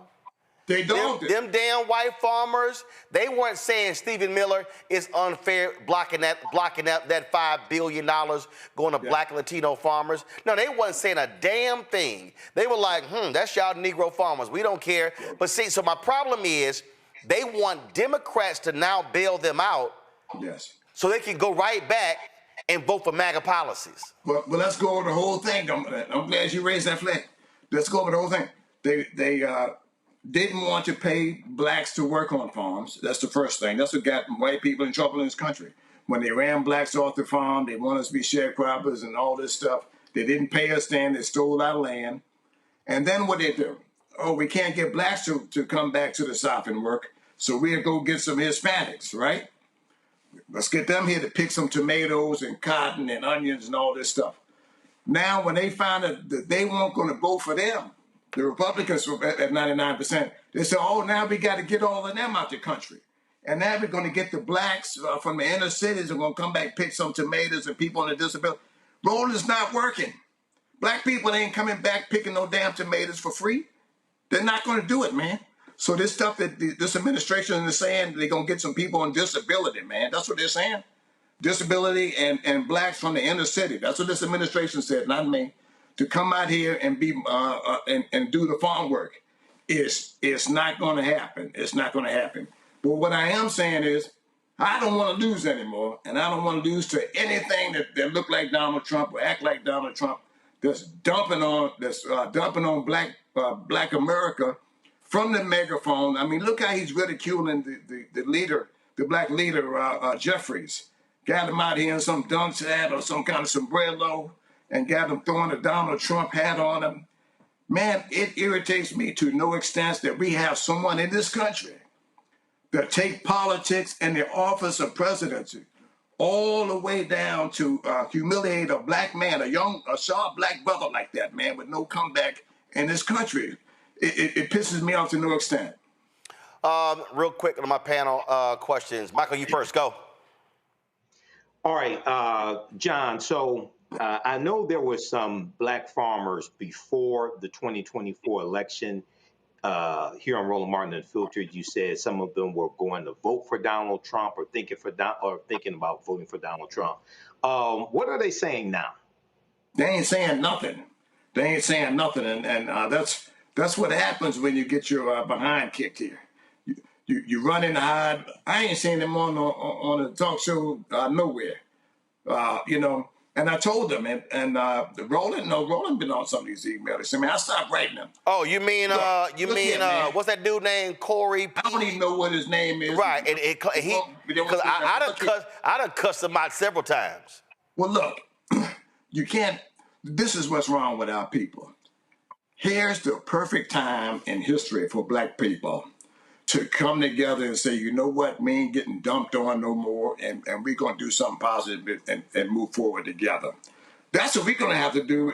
If not, this guy in the White House is going to keep kicking out butts, man. And Roland, guess what, man? I've been watching your videos. The only someone who's saying it in a forceful and clear directive here is you, that I've seen out on the media circuit. So for those guys who voted for him, hey man, I came out on the block for Harris. I endorsed her in a very, very public way down in Atlanta, Georgia. Got up on the stage with her, and I endorsed the next black people and black farmers to vote for him. And there was some pockets of people, Roland, that was arguing with me on some of these conference calls about Donald Trump, man. And they were pissed off when I came out for publicly for Harris. And now you can see that I was doing the right thing. I've done the right thing. And guess what? They were on the wrong side of the coin. And this president is going to be on the wrong side of history. Just give him a little time. You know what? And, my grandmother would say there's a stick sitting up yonder with your name on it if you keep dogging people. And ain't nothing in the Bible that you can show me that is godly about this president, man. Yep. And what he's doing to poor people in this country. You're going to reap what you sow. It's going to take a little time, but he's going to get what he has coming to him. Yeah, Corey Lee, Executive Director of the Cowtown Foundation.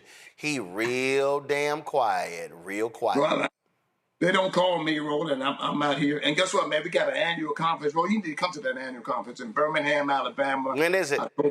October 31st. Crap. I wish I given a speech in Houston that day. Well, look, man, send a video.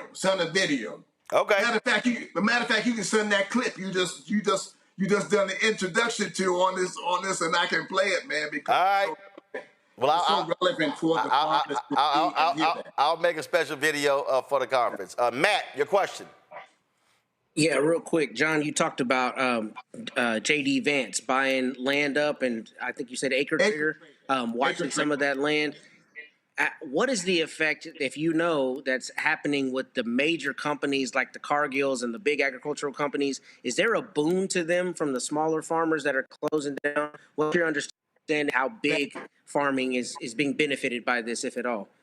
Well, thank you for that. And I never get a chance to talk about corporate America. Corporate America has totally turned its back on the National Black Farmers Association. Mm-hmm.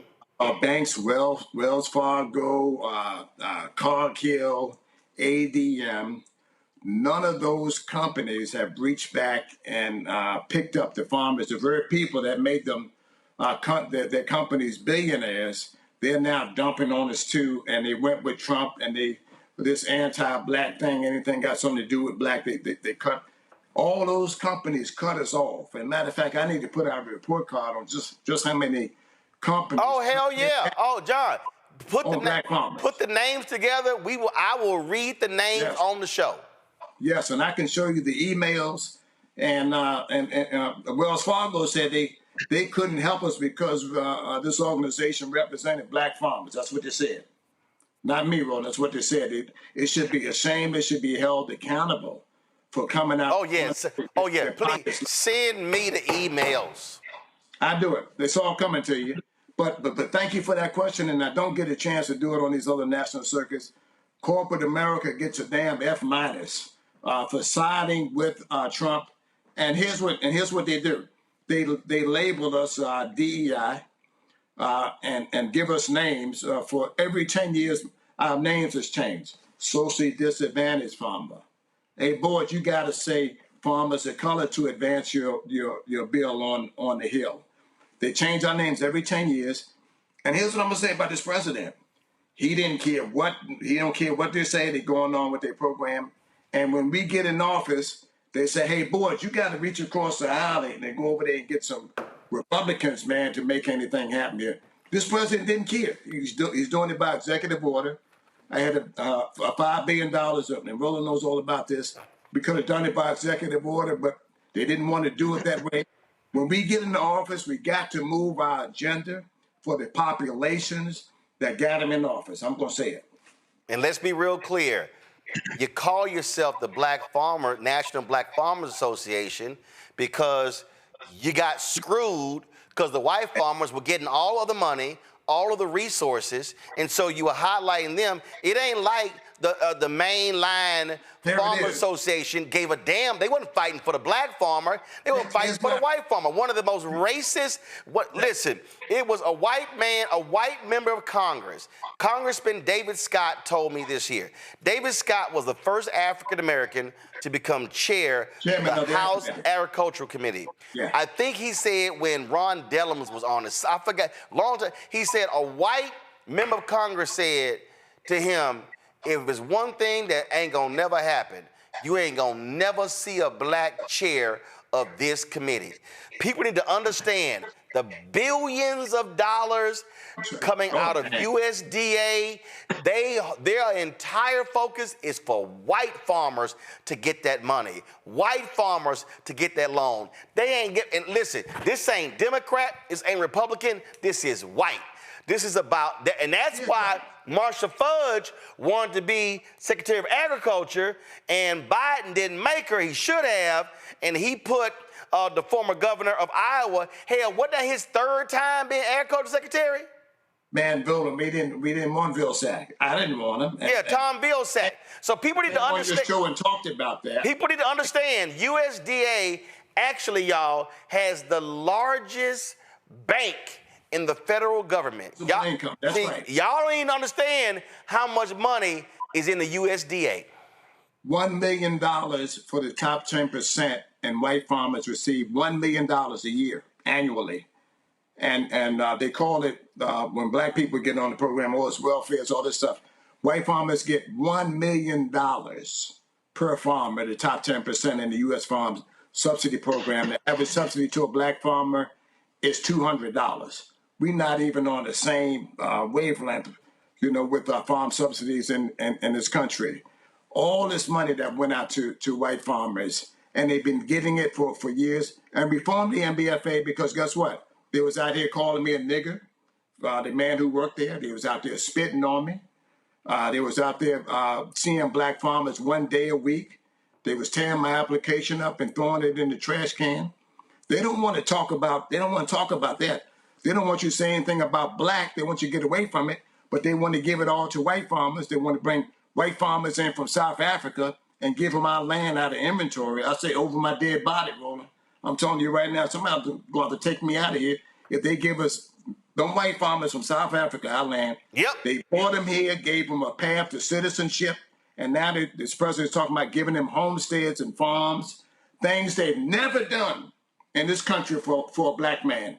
They brought him here because solely based on what?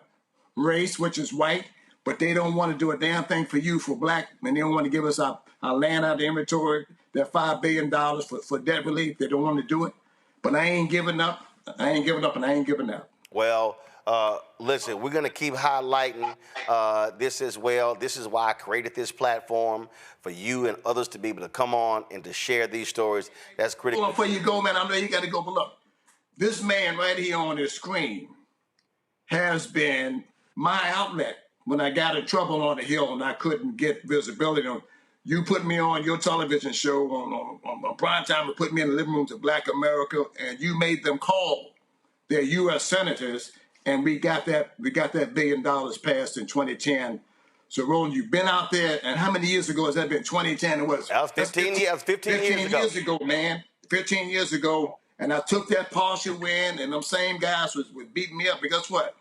I'm going to keep on taking them wins. It may take me 10 years or whatever to get it. But thanks to people like you, man, who didn't give up on me and didn't give up on the black farmers in this country. So I want to say it on your show. Hey, man, a special thank you to you tonight. Thanks a lot. Well, John, I appreciate it. Keep up the fight. We'll be right there with you. Thanks a lot.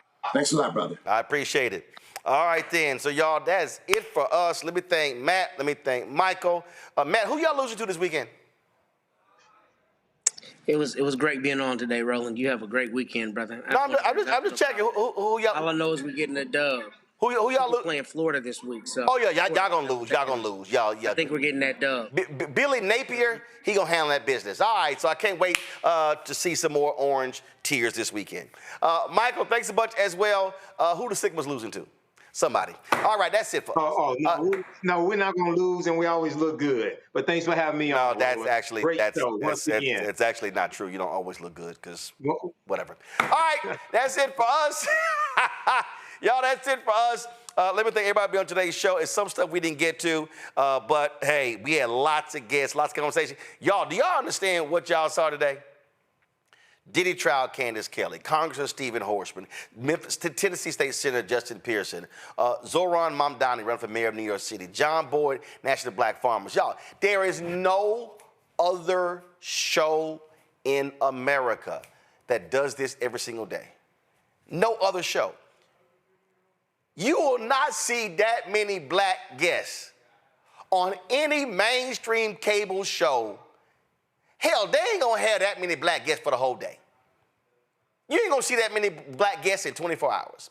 So this is why we do what we do. We center African Americans, we center our story, but here's the deal. What we talk about is not just for black people. So white folk can watch this show, Latino folk can watch this show, Asian American folk, Native American can watch this show. It doesn't matter. We are about speaking to the issues that touch the people, and that's why it's important. Your contributions are critically important. I've already told y'all we're trying to raise $1 million between now and December 31st because, man, we got some fantastic stuff coming down, man. But you got to fund it. So your support is critical. If you want to support Roland Martin Unfiltered and the shows on the Black Star Network, the 2 new shows we got coming on, the retooling of blackstarnetwork.com to become a news portal, please do so by contributing. Use the Stripe QR code. You see it right here, bottom left-hand corner. Cash App. You can also use credit cards for using Stripe. PayPal, R. Martin Unfiltered, Venmo, RM Unfiltered, Zelle, Roland at RolandSMartin.com, Roland at RolandMartinUnfiltered.com. Checks and money order, make it payable to Roland Martin Unfiltered, P.O. Box 57196, Washington, D.C., 20037 0196. Also, folks, download the Black Star Network app. Apple phone, Apple TV, Android TV, Roku, Amazon Fire TV, Xbox One, Samsung Smart TV. Be sure to get a copy of my book, White Fear, How the Browning of America is Making White Folks Lose Their Mind. Available at bookstores nationwide. Be sure to also get our Black Star Network, Roland Martin Unfiltered swag by going to shopblackstarnetwork.com. Shopblackstarnetwork.com. Get our t-shirts, our hoodies, our wall art, mugs, and more. You can go there. Also, if you want to support the black-owned products, you see all these products to my left. You see them all right here. Get these products, y'all, by going to shopblackstarnetwork.com. These are black-owned products that you see right here. And, man, it's some great stuff. So go to shopblackstarnetwork.com. Our audio podcast through iHeartRadio Network. We're on all the platforms, Amazon Music, Apple, Spotify, you name it. And then, of course, also support Fanbase. It's going to be an Investathon next week. It's a Series A raise. Series A raise. They've raised $13.2 million. The goal is $17 million. Let's close this thing out. They've made some changes to the app, improve the functionality. Man, download the app. Can you imagine if black people, can you imagine black people if we loved Fanbase the same way we love Instagram and Twitter and Snapchat and Facebook? And guess what? We don't own none of those. And so this is why we have to be able to be willing to use, support, and finance our own. Again, anybody can use Fanbase, but this is also about creating black wealth. So download the app Fanbase. If you want to invest, get more information, startengine.com/Fanbase, startengine.com/Fanbase. Baton Rouge, NAACP, I will see y'all tomorrow night, 6 p.m. for your Freedom Fund dinner in Baton Rouge, Louisiana. I cannot wait. Monday, we're going to have a couple of candidates, Monday and Tuesday, running for mayor of New Orleans right here on the show. Folks, that's it. I'll see y'all on Monday right here, blackstartnetwork.com. We close the show every Friday with more than 36,000 donors who contribute to our show since we launched. I'll see y'all on Monday. Holla!